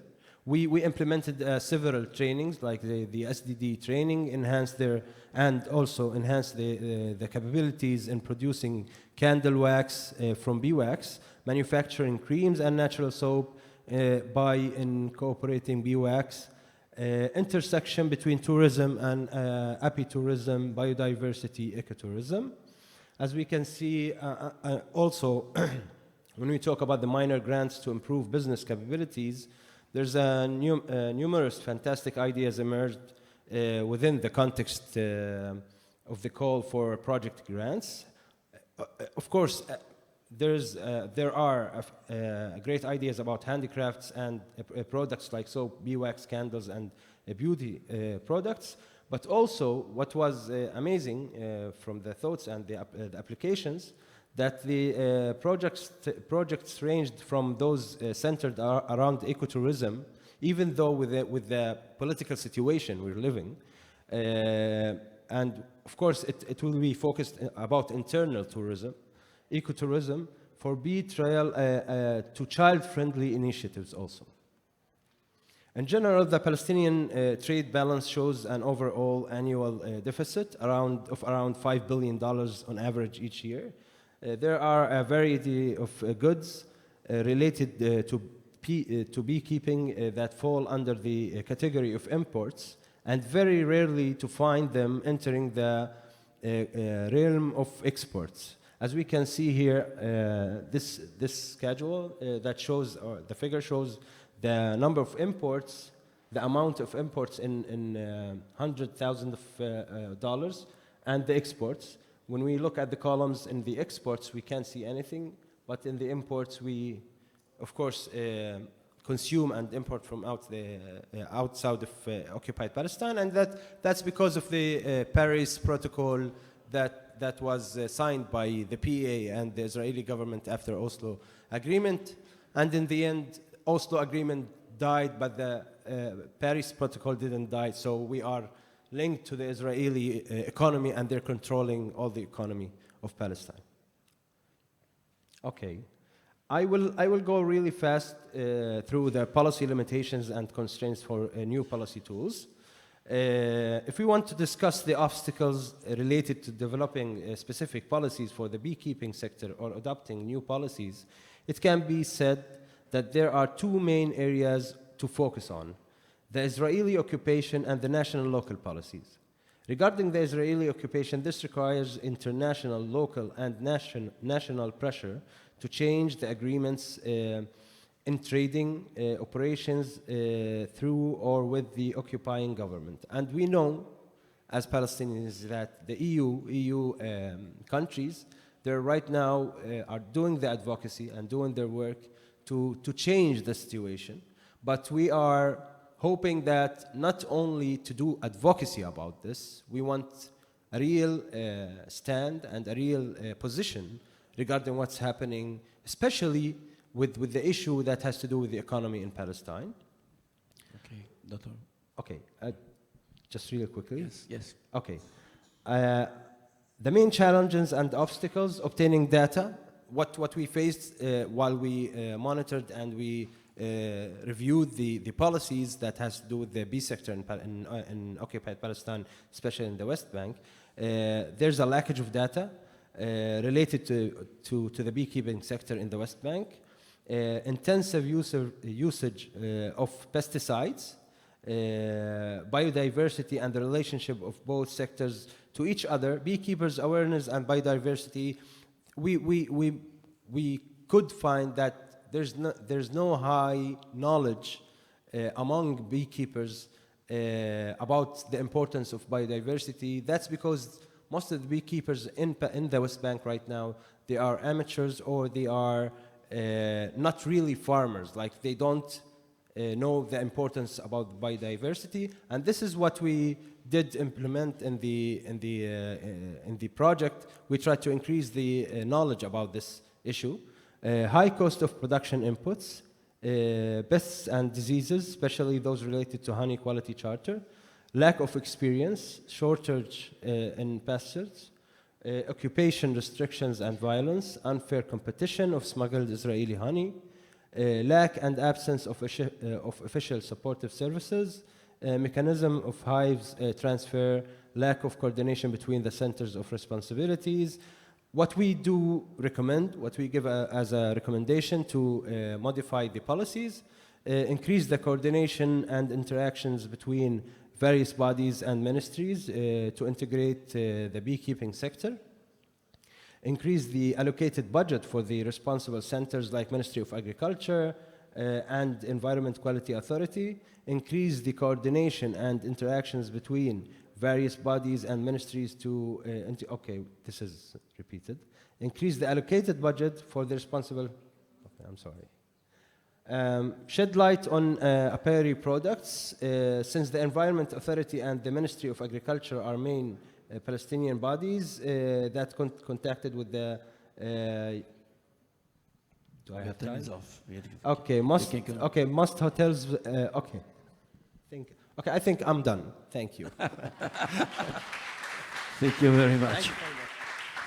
Allora, grazie alla dottora Sali, chiedo scusa ancora una volta per dover intervenire, ma altrimenti poi andiamo troppo lunghi. Siamo già lunghi, siamo in conclusione. Chiamo qui proprio per le conclusioni la dottoressa Samra Radoncic, project manager della Camera di Cooperazione Italo-Araba, nonché anche di questo progetto, di questa bella conclusione, di questa bella giornata. Grazie. Thank you once more to all of you. I would like especially to thank to all of our speakers that presented today. Thank you so much for enriching our final conference. So as I mentioned at the beginning, this is not the end of the chapter, but we do believe that this is, let's say, the beginning of new opportunities that we will have ahead. I think that we should carry with us everywhere the collaboration and the innovation that has defined our Med Business Hubs projects.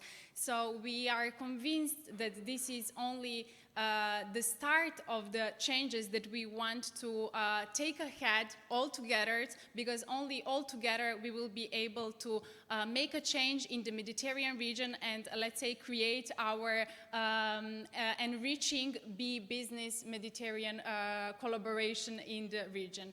Thank you so much once more to all of you, and I would like to invite you now also for the group photo after the conclusion of the event, and just a kind reminder that outside there will be served a lunch that is of course open to all of you. So thank you once more.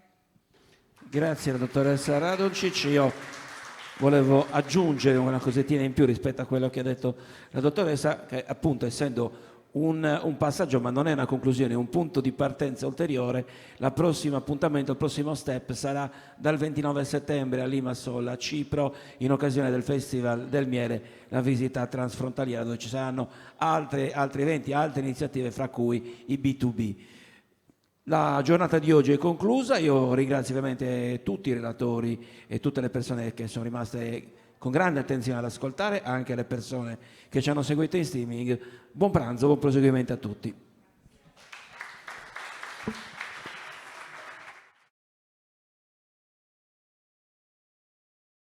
All speakers, all partners for our group photo.